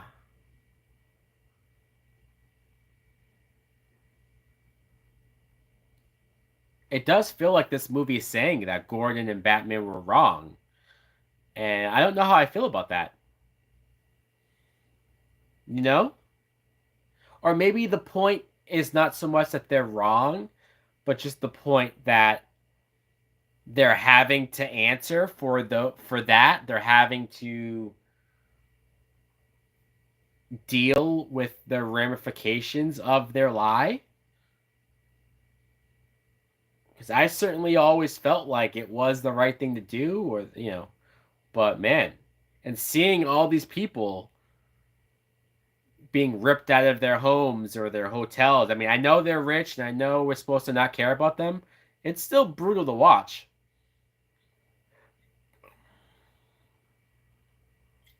And then criminals having their own court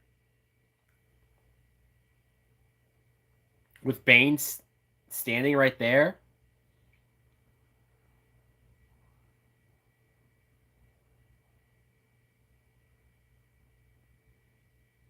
And then the cops are being sent, I assume, food.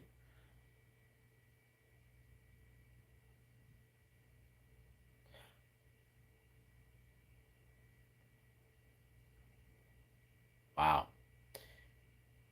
I know it probably feels like it goes by quick, but to think about 5 months of Gotham being this polluted and corrupt and the worst version of Gotham, arguably, I would love,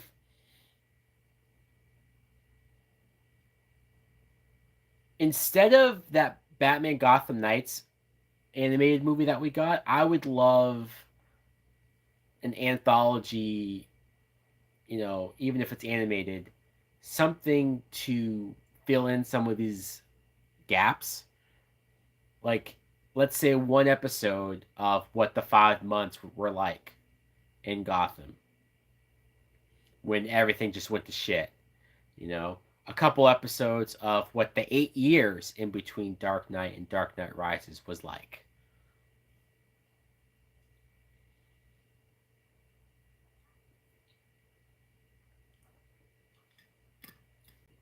Uh oh. Here we have a young Ra's al Ghul. He fell in love with the warlord's daughter. Hey! What's going on? Sinkliner? Did I say that right? How you doing, bro?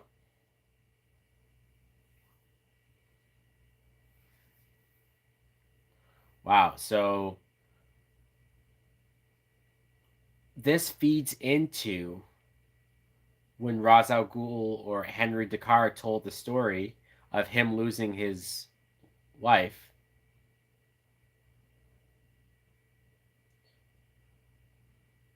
And the first time I saw this, when I thought that Bane was Ra's al Ghul's son, like I did think that they had changed it to do that. Um, I was okay with it. I know if that had been the case, if they kept that to where Bane was Ra's al Ghul's son, I know that there were people who would hate it and be pissed and complain. But I was okay with it. Obviously, I love the reveal and the twist better.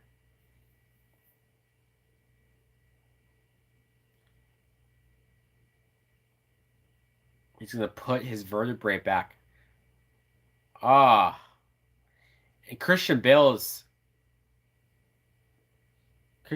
screaming is very convincing. Obviously, we don't need to go on about how good of an actor Christian Bale is. Oh, Liam Neeson, he's back. Ra's al Ghul. Wow, I told you I was immortal. I watched you die.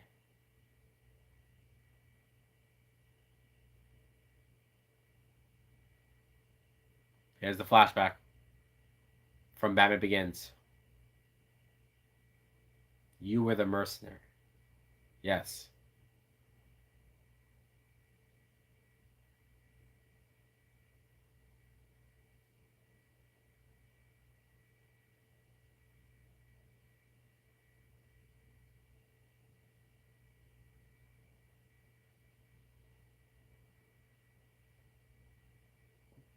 This is such a great scene. Even though it's not really the real Roz, it's in his head. But man,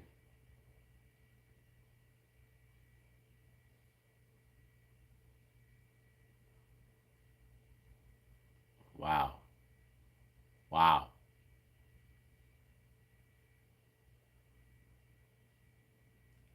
First time Bruce has been able to stand.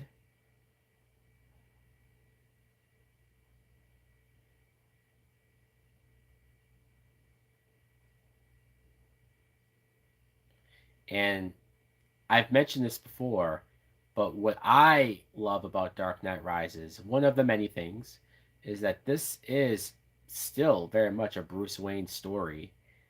It's one of the few Bruce Wayne stories that doesn't rely on his parents' death or the origin or like this is about Bruce Wayne having to overcome, you know, the 8 years of not being Batman, coming out of retirement, dealing with the Rachel death, and then this, his back being broken.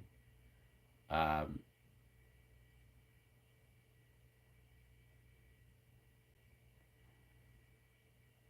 Great acting from Anne Hathaway. She doesn't say anything, but just the other girl saying, "This was the storm that you wanted. This is, it's what you want." And she just shakes her head, and it's not. Oh, at least it's it's not exactly what she wanted, you know. There was a version of the rich being punished. That's what she wanted, but she didn't want the city to go to shit, right? And she's probably seeing a lot of people who aren't the bad people. She's seeing them be hurt. She's seeing the chaos. Again, she said so much without saying anything. Oh, he's doing push-ups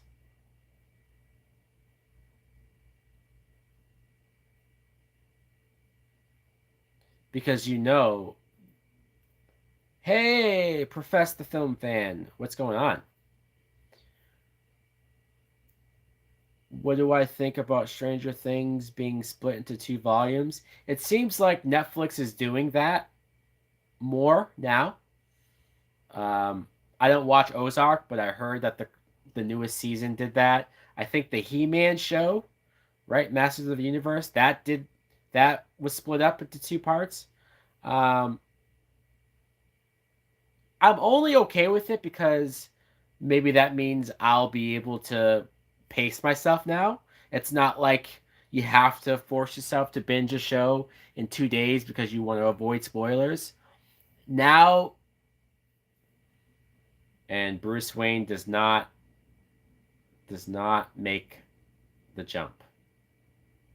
I love the moment of everybody watching somebody make the climb and them chanting "Rise." Hey, hey, ha ha ha, like whatever they're saying, right?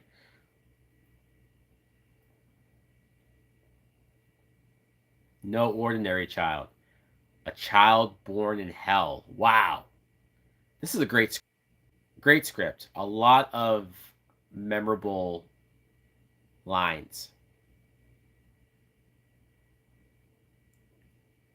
Not a man from privilege. Wow. So even as disciplined and as much as Bruce Wayne is not like your typical born from privileged, rich, full of themselves type, he still deep down isn't to his core the way Bane or obviously Talia will find out.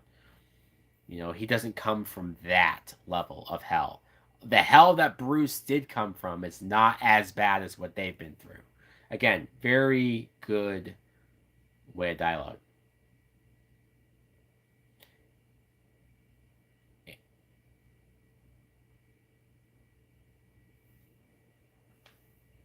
Wow. 3,000 cops trapped underground. And I do like how we have some special forces cops come in, and we're going to see what happens to outside people who do try to help. It does not go well. And I love we get some snow. It shows some time passing, but it's I always love a Batman movie that has snow in it. We don't get a lot of them. I love Joseph Gordon-Levitt leaving bat marks.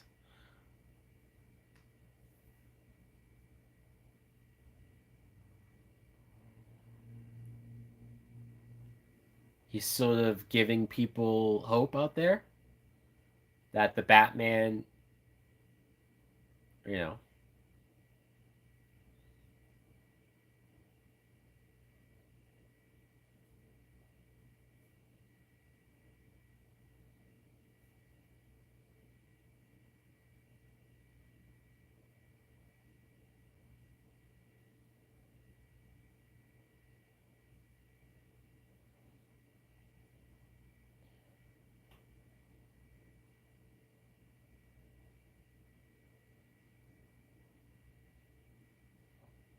they're about to get ambushed, right?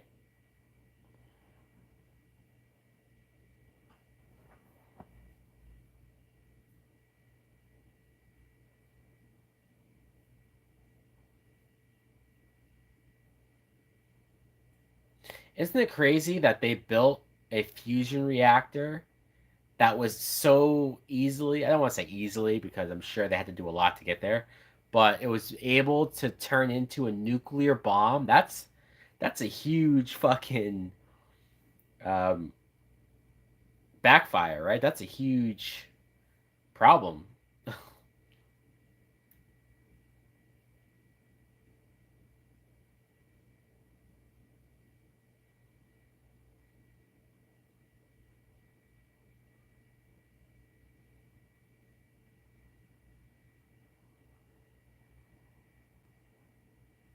And I love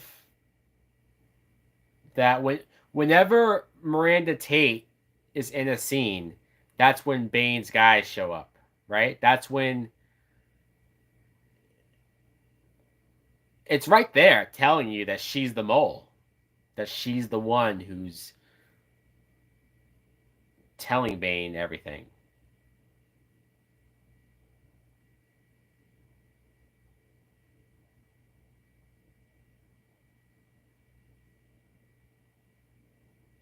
Damn. Damn.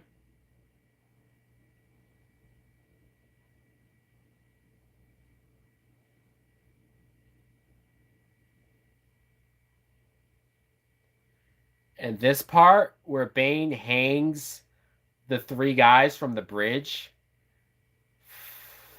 Fuck. Ah, how is this in a PG-13 Batman movie? I mean, they only show it quick and it's on a TV, but man, that's some brutal shit. That's some gnarly hardcore stuff. Nolan went pretty dark with this movie, and that's saying something given the shit that Joker did in Dark Knight. But Bane does some.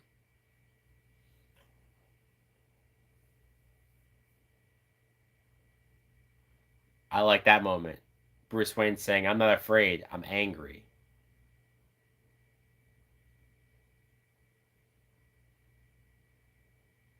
And I think Bruce fails a second time, right? He didn't even make the jump part. Damn.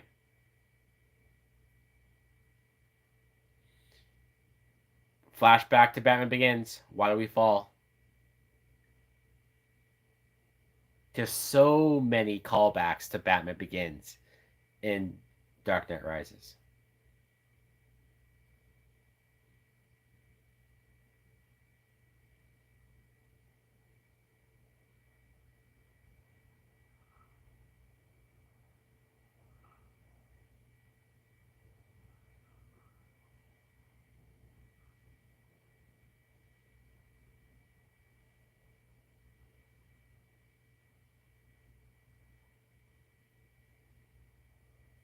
I love I love hearing Bruce say, "I fear dying in this place while my city burns." I love that he calls it my city.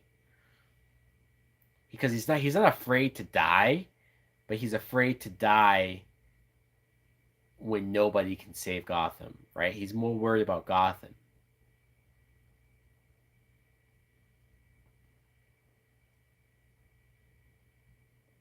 And I love the idea that he's closed off fear. Ever since he's been Batman, he's been using fear against other people. He hasn't felt fear. What does that mean? Rise. And he doesn't want the rope. There's your fear. Now he has the fear of dying and failing. Good shit, man. Good shit. Oh, and this moment, Bruce Wayne climbing out of the pit with this score and the people chanting. This is a moment. This is a moment right here. And then the bats coming out of, I don't know if those are really there or if that's in his head. I don't know. But very cool. This is very cool, man.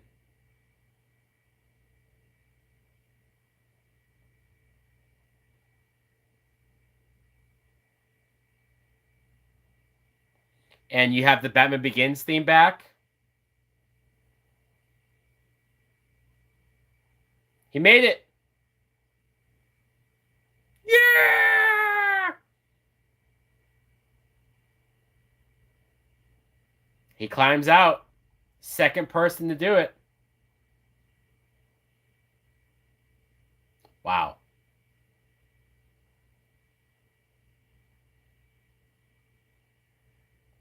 Where are they? And cue the people who complain of how did Bruce Wayne get back into Gotham. I'll be honest, I don't know. I don't have an answer for it. I'm not going to pretend like I have an answer for it. And I know people hate the fact that our explanation is because he's Batman.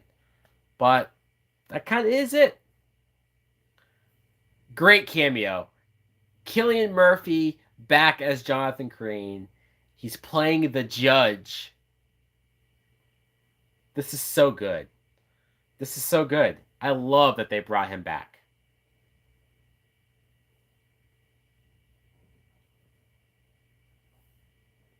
Exile or death. Exile?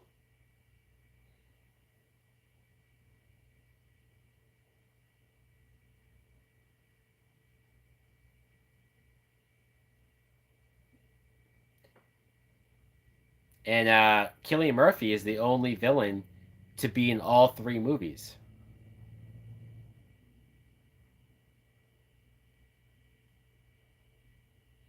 So does everybody who walks across this ice, and he's dead. Hey, gamer man.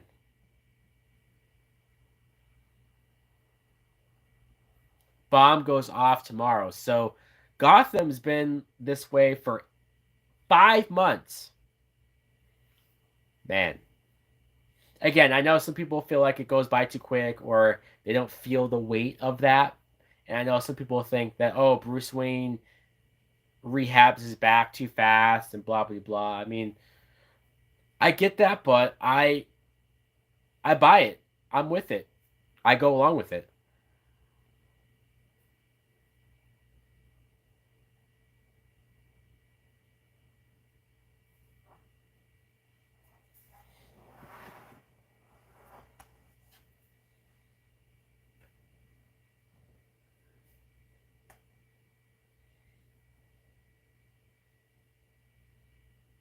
But man, I I do love that moment of Bruce Wayne climbing out of that pit. It's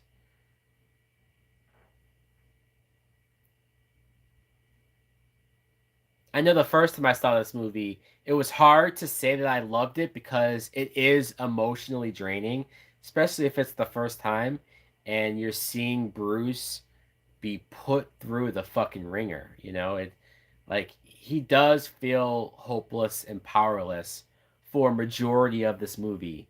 And people complain that we don't get enough of him as Batman, him in costume, or him doing cool Batman things. They don't like that it's been 8 years of him not being Batman. They don't like that he is taken out, but I'm okay with it. I am. I'm okay with it. Is there a part of me that wishes that it wasn't 8 years of him being gone? Yeah. Is there a part of me that wishes that he was still out there doing Batman stuff? Even if we don't see it, but if they say that, then we can at least like go along with it and in our heads think about him doing cool Batman stuff for 8 years. Here he is. He's there. Somehow, some way, Batman's there. Or Bruce Wayne.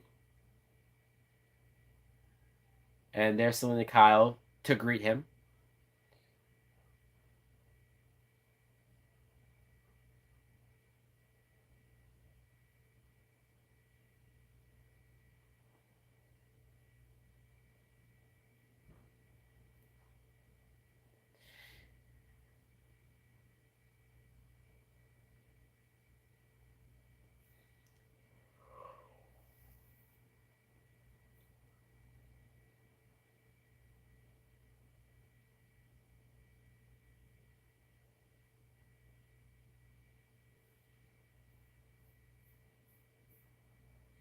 It's kind of crazy. How did Bruce get back into Gotham? I just talked about that. I said I don't know. I don't know. I don't really care. I'm not saying it's not a problem. I'm not saying that people who have an issue, um, I'm not saying they're not valid in the complaint, that maybe it should have been explained, but I also don't care enough for it to be my complaint. And yeah, Ty, because he's Batman. God damn it. Motherfucker, he's Batman, bitch. but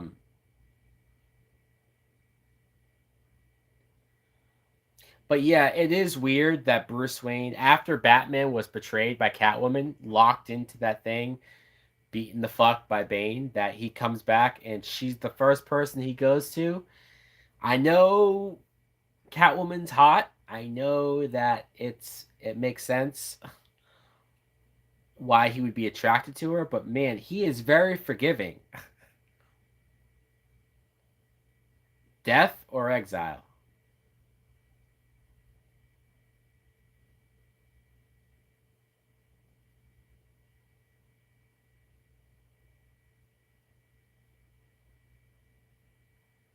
By exile.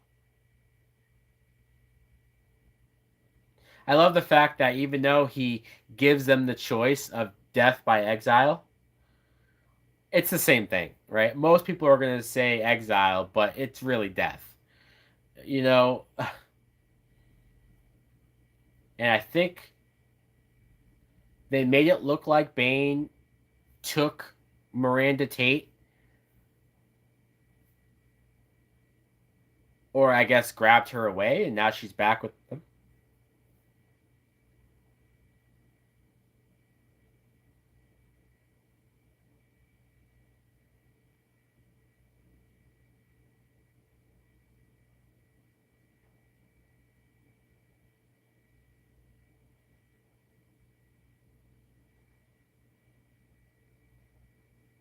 I love I love Bruce Wayne saying, "I need Fox to get back into the game."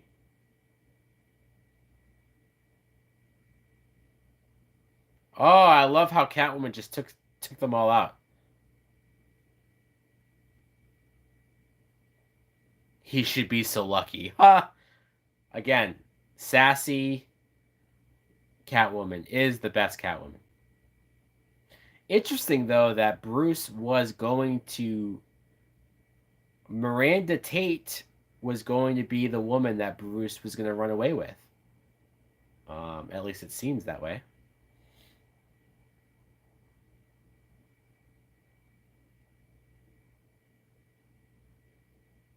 There's the suit. Obviously, it's a second suit. This is his backup place, though, right? This is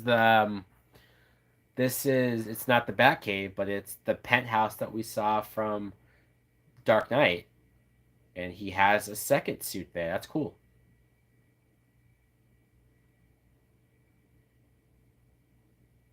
Autopilot. That's where you get the autopilot talk.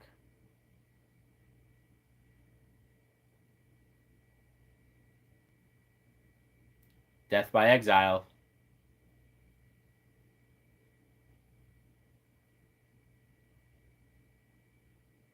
This idea of forcing them to walk into the ice until they basically fall to their death is fucked up.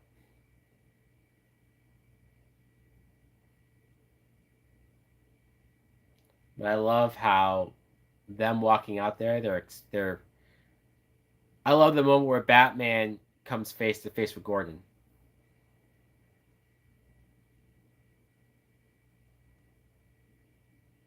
Damn, cop got shot.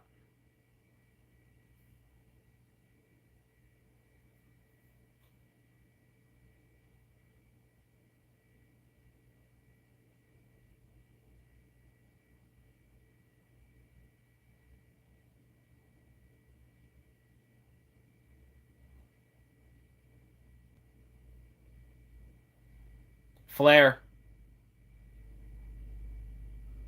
I love the beginning of this Batman theme. Vroom, vroom, vroom, vroom, vroom. I always thought that was cool. I always thought that. Light it up. Or, I'm sorry, light it up. I love the shot of him coming out of the dark.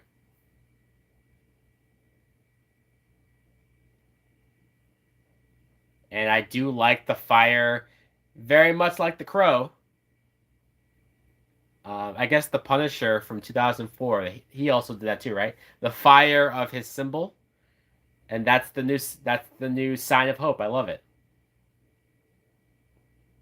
and I love that Bane says impossible.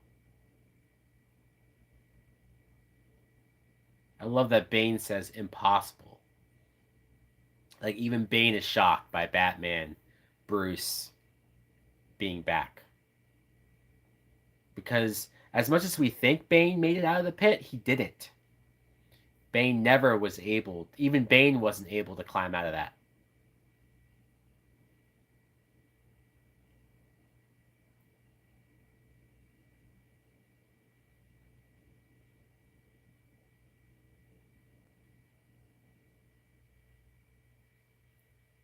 And there's Batman saving John Blake.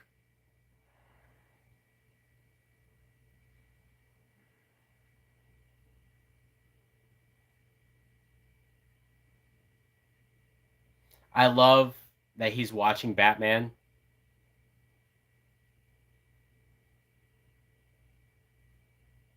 wear a mask.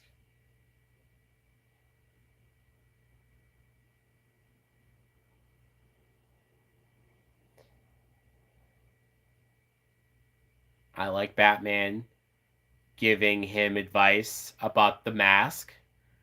The mask isn't for you, it's for the people you love.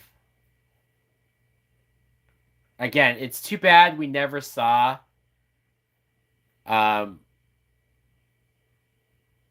if you want to I mean I guess some people would think that Joseph Gordon-Levitt becomes the new Batman, the next Batman. Like that's the future, I guess. But he could just become his own different hero. He doesn't have to wear the Batman costume per se, but he could be a Nightwing, right? Or at least a version of that.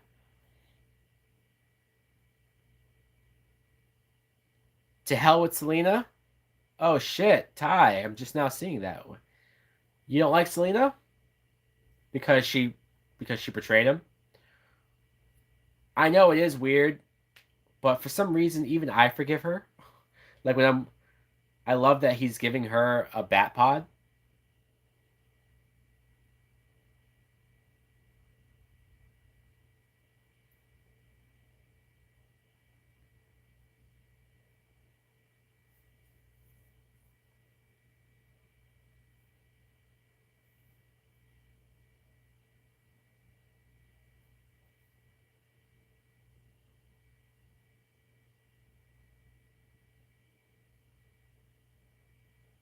I like that Selena showed some jealousy toward to help your stuck up girlfriend.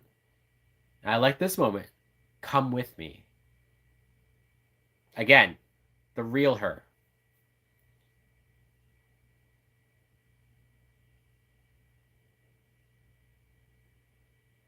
I love hearing her say, "Come with me. Save yourself." And her saying, "Who's my favorite Batman villain besides Joker?" Man, that's tough. That's tough. I don't know who's my number two. There's so many villains that I love. Obviously, Joker's number one, but like, I love Ra's al Ghul. I love Riddler. I love, and of course, it's these villains have to be done right, right? Like, but if Harley Quinn is fascinating, um, her background, her psychology. Mister Freeze is a great villain. See, a lot of these villains, this version of Bane, I find fascinating.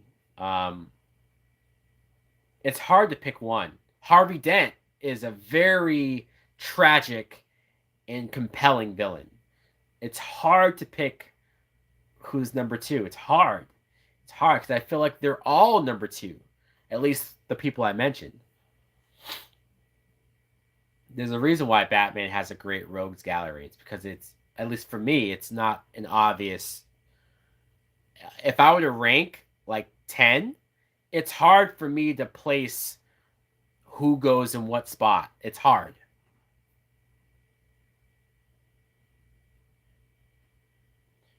We see oh, there's the bat.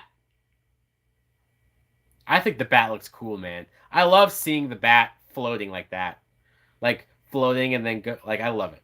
And then the cops coming out to fight Bane's army. Uh but really quick, as I remember, the moment when Selena says, "You've already given these people everything." I love that his response is, "Not everything. Not yet." Because he knows that giving them everything truly means me dying for them. And he's willing to do that. And there is a lot of themes. And when I talk about how much of a Batman story this is, that's one of them. Just a simple line like that says everything you need to know about Batman. And that's why he does feel like Batman. Some people complain, oh, he doesn't feel like Batman because he wants to give up being Batman for Rachel, right? Or he quit after 2 years, so he doesn't feel like Batman. But it's lines like that, not everything, not yet. That's when he feels the most like Batman.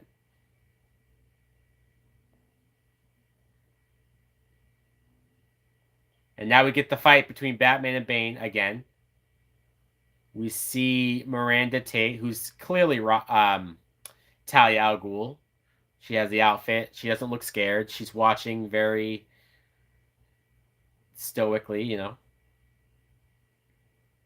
Now, I was not surprised by the Talia al Ghul reveal. Um, I wasn't, but at the same time, I wasn't really thinking about it either. Like beforehand, I wasn't thinking about like, oh, is she Talia? Could she be Talia? But when it happened, I was like, yeah, that makes sense. You know, like it wasn't shocking, but I also feel like they kept her enough in the background to where it's not in your face like she's going to be the one that Bruce falls in love with. It's her, it's her, it's her, she's the one. They don't hammer that in your face as much to make you think too much about it before it happens. Is he back? And I love that he doesn't answer him. He just says, just go. Come on. But he smiles because Brie wants to request two puffballs or a high puff. Two puffballs? What do you mean? She wants to know my price for two puffballs. Oh. um, what you mean for like the next stream, the next live stream? Oh, here we go. Bane's weakness. The tube of his mask is broken.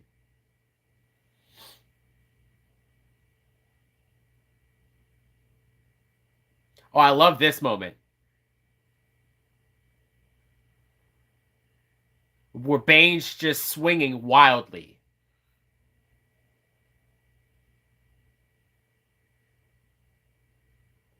The moment where he had Batman up against the wall and he was just like body shots, boom, boom, boom, boom, and then Batman ducks and Bane's just.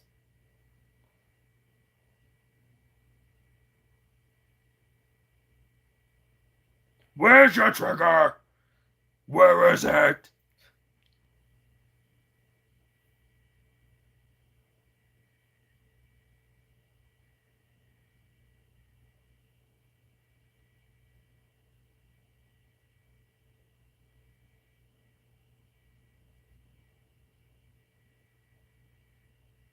And then you have my permission to die.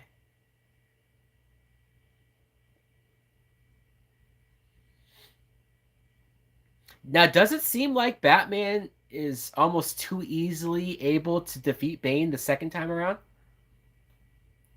I broke you.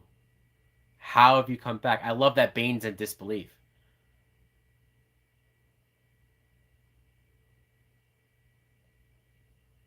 but I never escaped.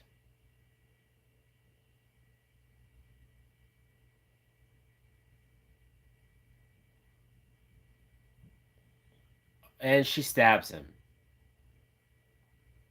I am the child of Ra's al Ghul.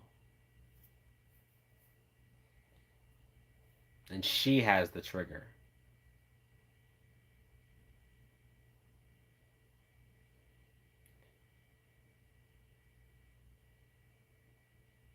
As stoic and as imposing and as scary as Bane has been, I love this one moment of vulnerability where he was like, "But I broke you. How are you back?" That could play into why Batman was also able to beat him is because Bane was so. It's the one time where Bane um, was wrong. He didn't expect Batman to be able to get out, and so maybe psychologically, Batman. There's Tom Hardy. We see his face.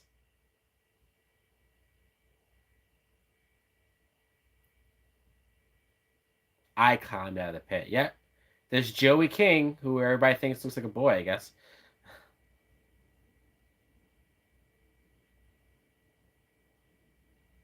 And then she came back for Bane, and he's all disfigured.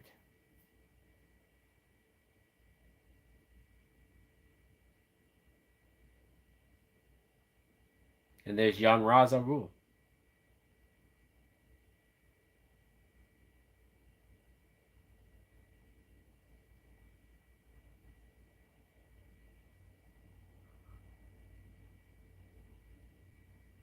Wow. So that's why Bane was excommunicated.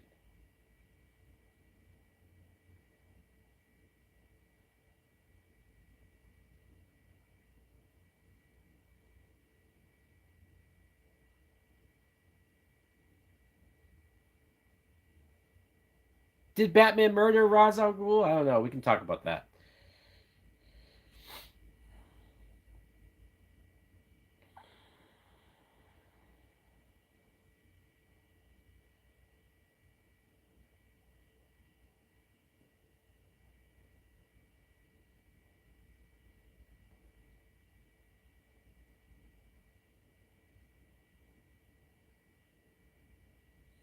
And this is one of the few times where Batman is Bruce. He was not expecting Talia al Ghul. He he's very much defeated here. Bane is putting the thing around Batman's neck, the rope.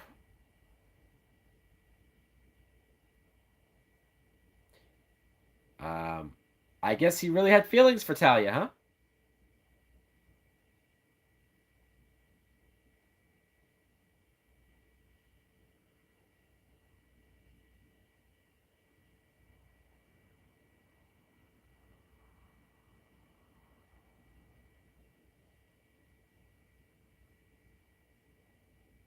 He got it. Gordon got it.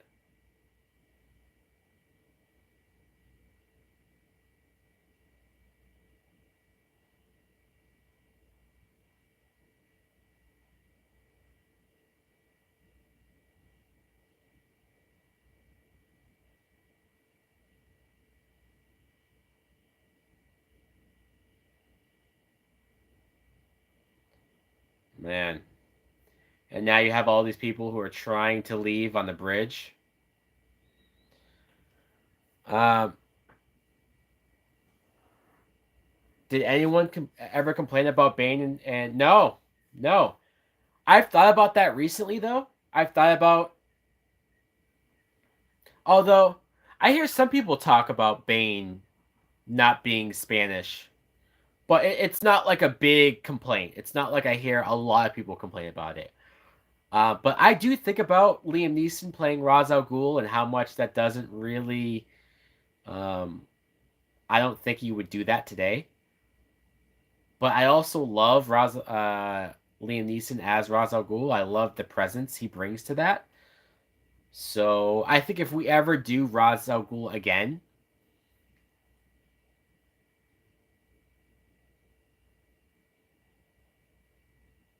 if we ever do Ra's al Ghul again, he's definitely going to be, you know, he will be more race appropriate.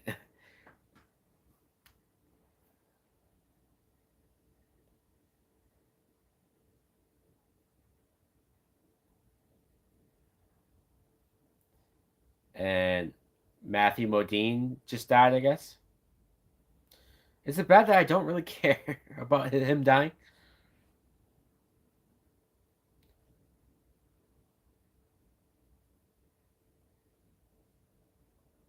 Catwoman just shot Bane. She came back.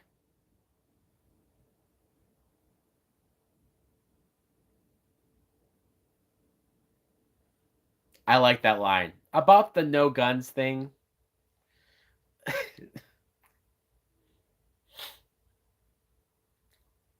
but I do like the fact that even though it's a lot to forgive someone, it's a lot to forgive Selena Kyle for. She fucked him over hard. But I do like the fact that she redeemed herself. She did come back. She saved him. She stayed in the city. And I do like that they end up together.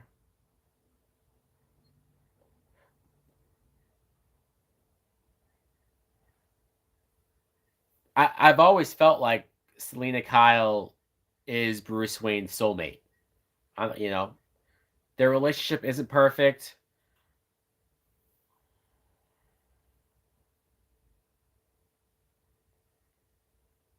but I totally buy her being Bruce Wayne's.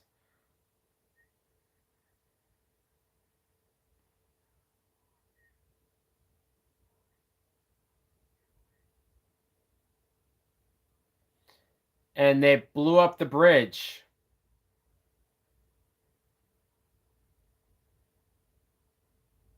Damn.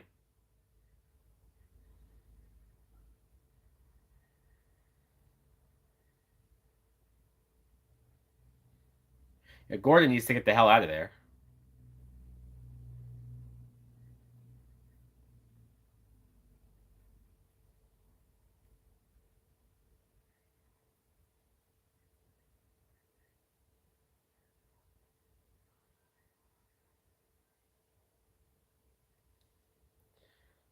Joseph Gordon-Levitt, that was a good performance. You son of a bitches! You idiots! You killed us! I love this chase. Batman in the Bat, Catwoman in the Bat Pod, them shooting at the tumblers.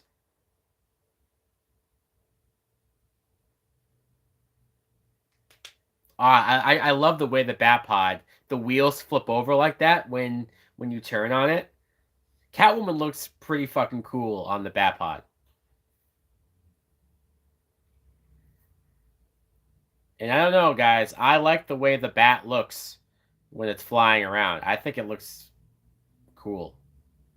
I know it's not the Batwing. I know it's not the '89 Batplane, but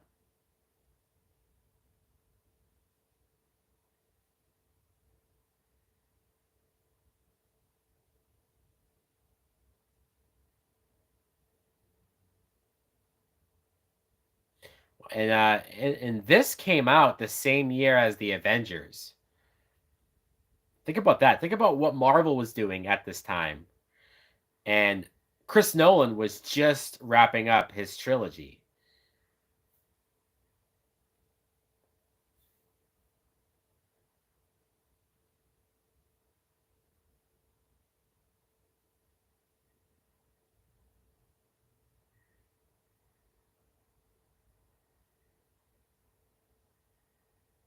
Oh shit.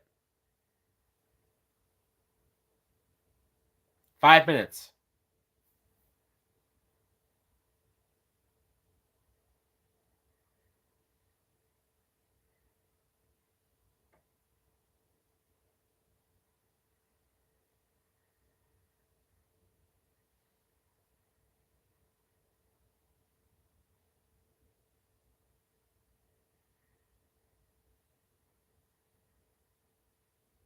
Did Batman just kill that driver?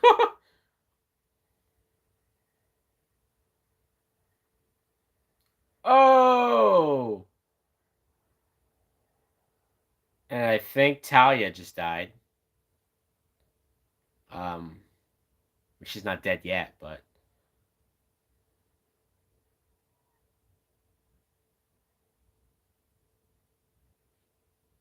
okay, there she is.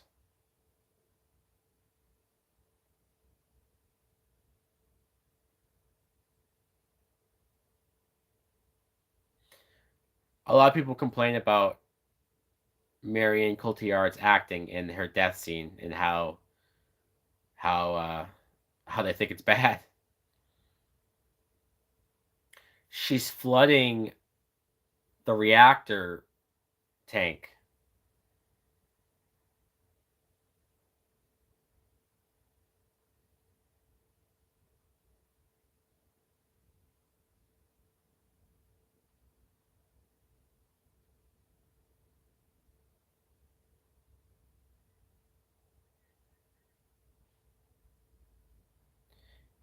Yeah, dude, this other teacher or caretaker is not understanding that Joseph Gordon-Levitt's trying to get these kids to not be scared right now.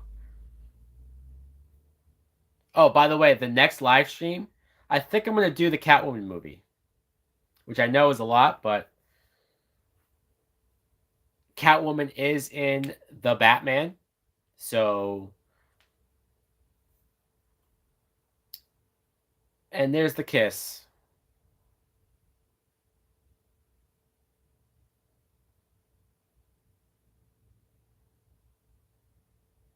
Oh, here we go. Gordon's about to find out who Batman is.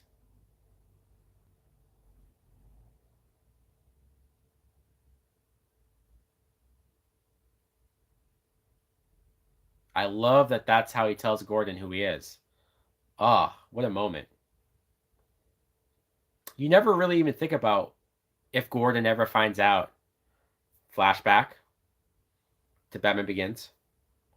Bruce Wayne. Gordon knows now. But like, how many stories does Gordon know that Bruce Wayne's Batman? Not a lot, right?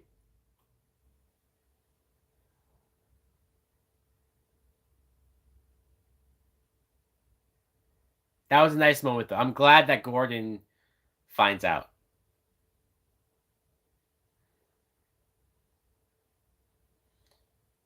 And it's not like Batman ever lied to Gordon, really. There is that one scene in Dark Knight when with the hospital stuff, and Bruce pretends like he doesn't know what's going on with the hospitals. Um, but Gordon's also never flat out asked Bruce Wayne who he was or Batman who he was, not until that moment. And the moment that he did, Bruce told him.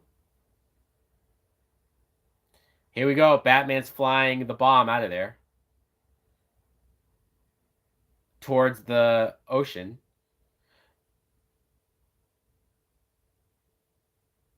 And here's the moment.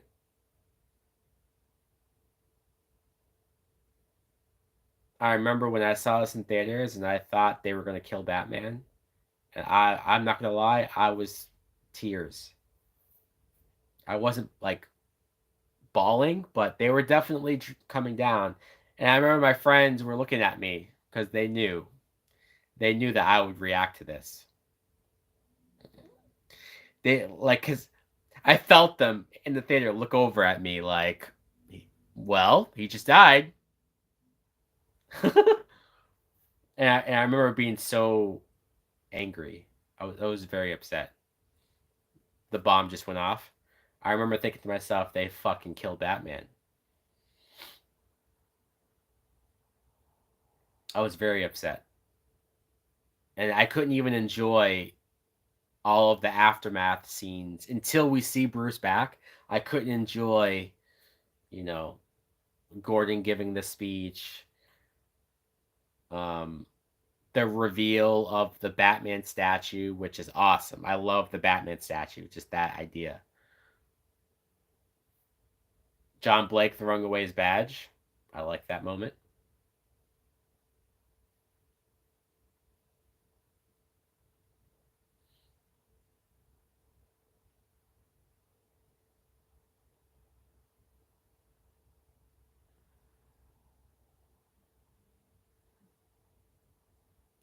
And like I said earlier, we didn't see Alfred for the majority of this movie. But when Alfred is here at Bruce Wayne's tombstone, when Alfred starts to cry, I fucking lost it, man. And even like now, he's next to his parents. I failed you.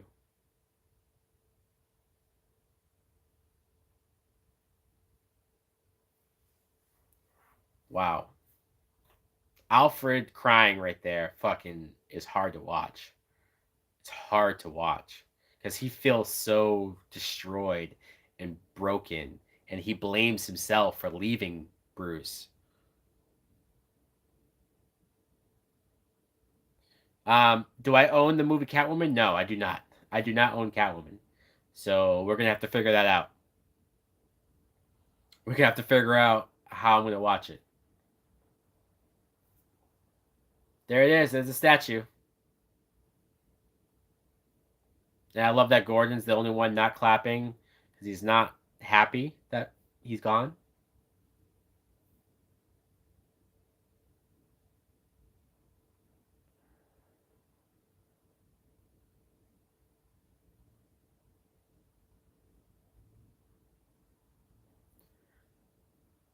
Alfred will collect most of Bruce Wayne's assets, so he's taken care of.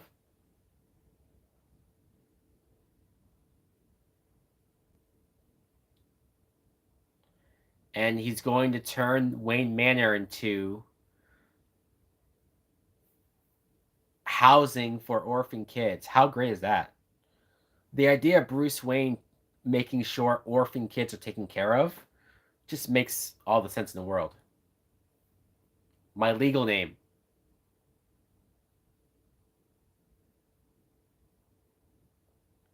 Robin.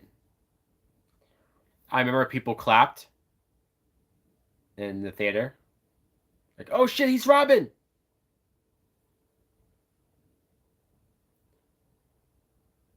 The autopilot was fixed. Bruce Wayne already fixed the autopilot. That's when I started to say, what?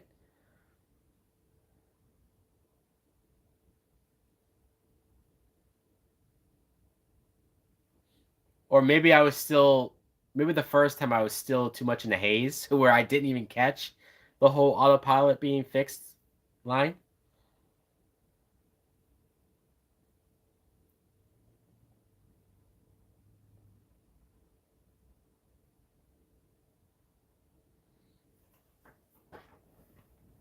Oh. And here's when John Blake goes into the cave. I love that he enters the cave through the waterfall. I always thought the waterfall in the Batcave looked fucking sweet.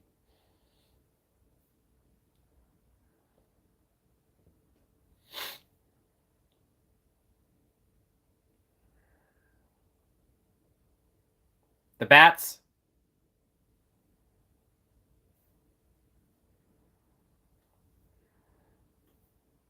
He rebuilt the bat signal, and Gordon's smiling because he knows that he's still alive. Because there's going to be a new Batman, right? And Alfred sees him. And there's Bruce with Selina.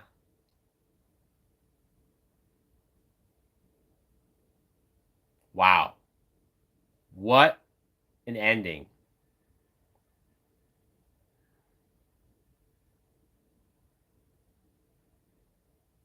Man.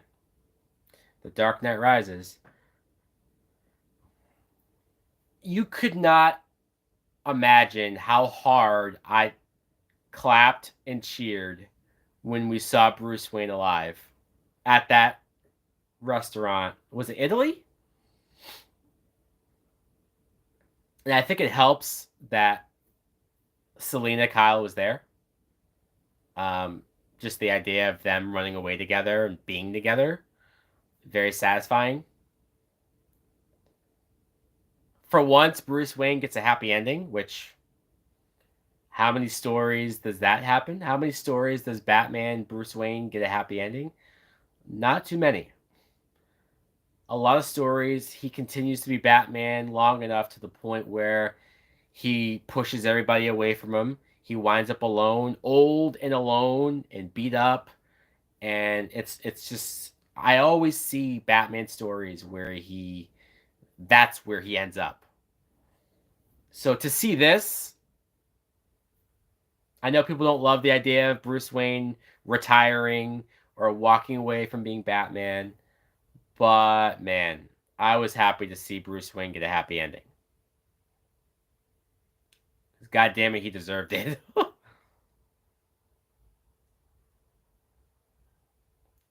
If nothing else, if people don't like this movie, if nothing else, that end shot was very satisfying. And I mentioned earlier how cool it would be to get some, even if it's animated, some form of like fill in the blank stuff of things that happen in between the movie or during these time periods that this movie takes place in. This movie takes place over the course of a long time. But I would love to see what happens after this movie. John Blake, whether he takes the Batman suit. Did I watch The Long Halloween? Yes, I did.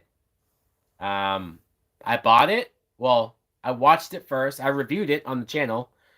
The reviews for part one and part two are both on the channel, but I also bought both parts on Blu-ray, so I own it too. But yeah, I would love to see, what happened after this movie. What happened to Joseph Gordon-Levitt? What happened to Robin? You just watched it? It was good. I liked The Long Halloween. I liked the movie version of it. I was satisfied with it, especially because I was disappointed with Hush. I did not like the twist of Hush, the animated movie. So I liked what The Long Halloween did. But yeah, so Dark Knight Rises. I know some people have issues with this. I know some people don't hold it as high in regards to other Batman films. I don't pretend like I like this more than The Dark Knight, and you can make a lot of arguments that Batman Begins is better than this movie. It's I think I would say Dark Knight, Batman Begins, Dark Knight Rises, but I don't say Dark Knight Rises last because it's bad, or I don't say Dark Knight Rises last because it's so much below in quality than the other two. I think this movie has a lot of great moments, a lot of epic moments, a lot of fuck yeah moments. Um, I am satisfied with this movie completely. I guess I still say Dark Knight is the best. The Dark Knight trilogy is the best trilogy. It gets a little gray when we talk about like the Captain America trilogy or like when you get into the Marvel MCU movies and the trilogies that are inside that, it gets a little murky. Um, you hope we get a Bat family. Yeah, see that's why I wanted the Ben Affleck movies so bad because I love the fact that Ben Affleck was playing an older Batman that had so much history behind him. I mean, granted, I would have wanted to see the history. I would have wanted to see Dick Grayson as Robin and then see him leave to become Nightwing. I would have wanted to see Jason Todd as Robin and then be killed by the Joker and then become Red Hood. I'd want to see Tim Drake as Robin. I'd want to see Barbara Gordon. I want to see it as opposed to like, oh, that stuff's happened already and they're already out there. I want the way how the MCU has had all of these characters start in one place and then eventually end up over there. You see them go through a lot of comic book stories in the MCU to build the characters up to a point. I wish we got a Batman series where they did that, where we saw the history. But with Ben Affleck, I at least thought, well, even though we might not get to see a lot of it, at least it's there. At least it would happen. At least, presumably, a Nightwing would exist. Presumably, maybe a Batgirl would exist. I was looking forward to that, and then it doesn't happen, or we don't get to see it. We never got the standalone Ben Affleck movie. And now, as much as I'm looking forward to the Batman with Pattinson, we're going backwards to where he's younger again. And as much as I can't wait for the movie, as much as I can't wait for the Batman, there is a part of me that just, and I don't see Matt Reeves. I think I heard that they want to do a trilogy, which is cool, but I want a Batman that lasts 20 years. I want all of that stuff to play out. I want like 5 or 6 Batman movies. It might be a while till we get that though. Or maybe they'll have to do a Batman TV show, which Batman's too popular that I don't see them doing that. He makes too much money. He's more of a theater purely from a box office point of view. I don't know if we'll ever get a Batman TV show, or at least one that's at that high quality.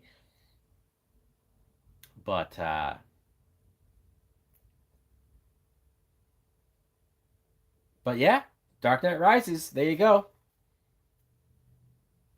Great movie. I think it's great. I think this is one of those movies that I think people talk about it in a certain way, but when you watch it, when you actually sit down and watch it, at least for me, that's when I'm reminded of how great it really is, how great a lot of these scenes are. I think Catwoman is handled very well. I think Bane is handled tremendously. I like that Talia al Ghul is there. Um, I would have liked more of her, sure, but at least we have a movie where Talia al Ghul is the villain, and Talia al Ghul is getting revenge, for her father's death. Like, that's very cool to think about. Gordon's great. The aftermath of the Harvey Dent act, you know, um, Christian Bale climbing out of the pit. I mean, my God, great moment, right? Killian Murphy as Scarecrow, getting that cameo, great. My only, it would have been nice to see what Heath Ledger would have done if Heath Ledger was still around. How would he have been used in the third movie? How much of the Joker would we have gotten in this movie? We'll probably never know. Um, Maybe we can do an animated movie where you do like what would the Dark Knight Rises have looked like if Joker was there? Would it have been radically different? Would it have been completely different? Would it have been pretty much the same but just with him there? Where did I don't know. Again, I think about it all the time, but so that's it. The movie's over. We're back to the main menu. I guess, unless anybody has any questions or anything you want to talk about, I guess we're gonna wrap it up. Um, how about this? Here's a question I will ask you guys: is there anybody out there that says Dark Knight Rises is the best of the trilogy? Is there anybody that thinks Dark Knight Rises is their favorite, either Batman movie or their favorite of the Nolan movies? I'm curious about that. And if you say it and if you think it, more power to you. Cool. That's very cool. Um, if nobody says it, then I guess not. It doesn't compare to The Dark Knight. That's fair. That's fair. The Dark Knight is fucking next level, man. I can't you'll never hear me disagree with that. But I do think Rises is pretty good. I do think when you look at most trilogies and how often the third movie drops the ball, usually, right? The third movie always does things that gets it wrong.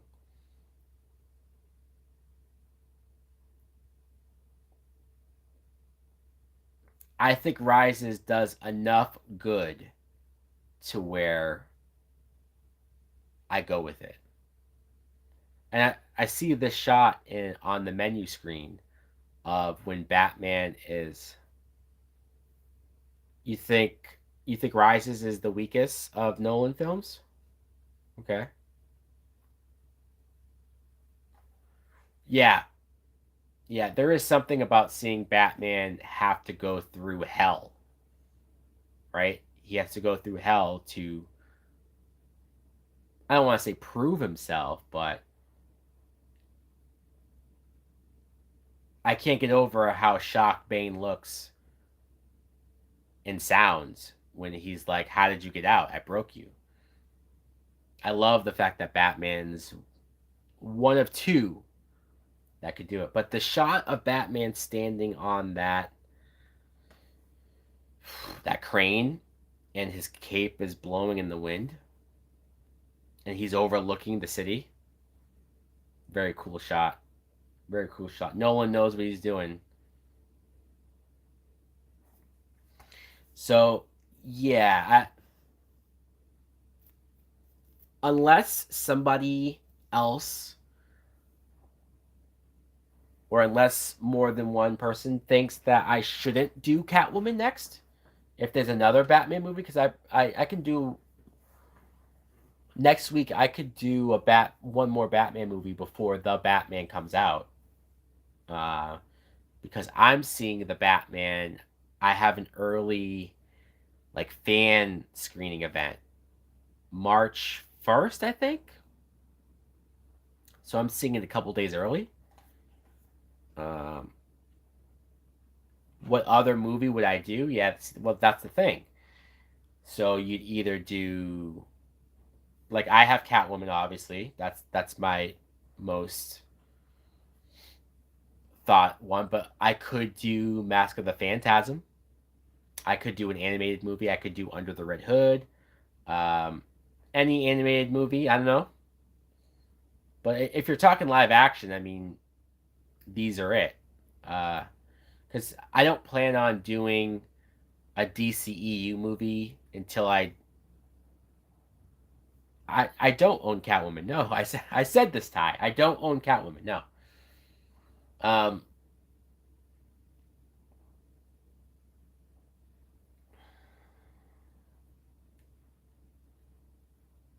maybe I'll take a poll. Maybe I'll take a poll then, and I'll list. I'll say Catwoman, Red Hood, Phantasm.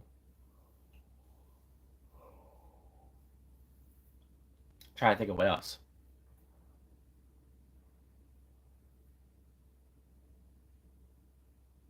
Am I watching Blank Man this month? I don't remember saying that. Uh, but I do need to post more Tyler Perry Medea reviews. I've recorded all of the Medea movies. At least I haven't done Boo 2, the Medea Halloween, the second one. I haven't done that yet. I'll probably watch that for October. And then there's a Medea Christmas movie that I'll probably save for Christmas later this year.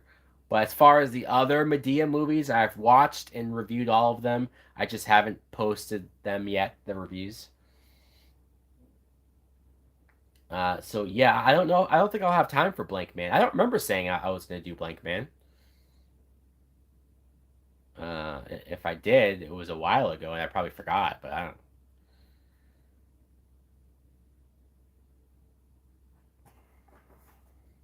I also like the fact that this is a trilogy where they didn't feel the need to kill off Gordon. They didn't feel a need to kill Lucius Fox. Like, oh, just because it's the end, we have to kill off so many characters. They didn't kill Alfred. They didn't even kill Batman, even though they teased it, right? But I think most trilogies, they feel the need to be like, whoa, well, this is the end. So we need to kill off these characters to have some weight to it, or to have the emotion to it, or to convey that this is the finale. But I like that you see the end of this movie and all of these characters are still around. Alfred's still there. Gordon's still there. Lucius Fox is still there. Bruce Wayne is there with Selina. Joseph Gordon-Levitt didn't die. Granted, a lot of people did die throughout this movie. A lot of people died. But I like that our main characters from all three movies stuck around.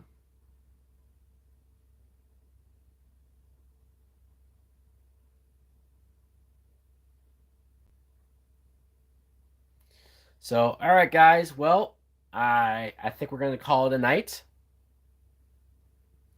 Try to figure out what day makes the most sense to do the next stream, whether it's Friday, Saturday, or Sunday. Sunday, it seemed like we had a decent amount of people come out tonight. So, all right. Well, good night. I hope you enjoyed the watch along. I hope you enjoyed Dark Knight Rises, and I hope you enjoy the next movie, whatever that may be. All right. Thanks for watching. Later.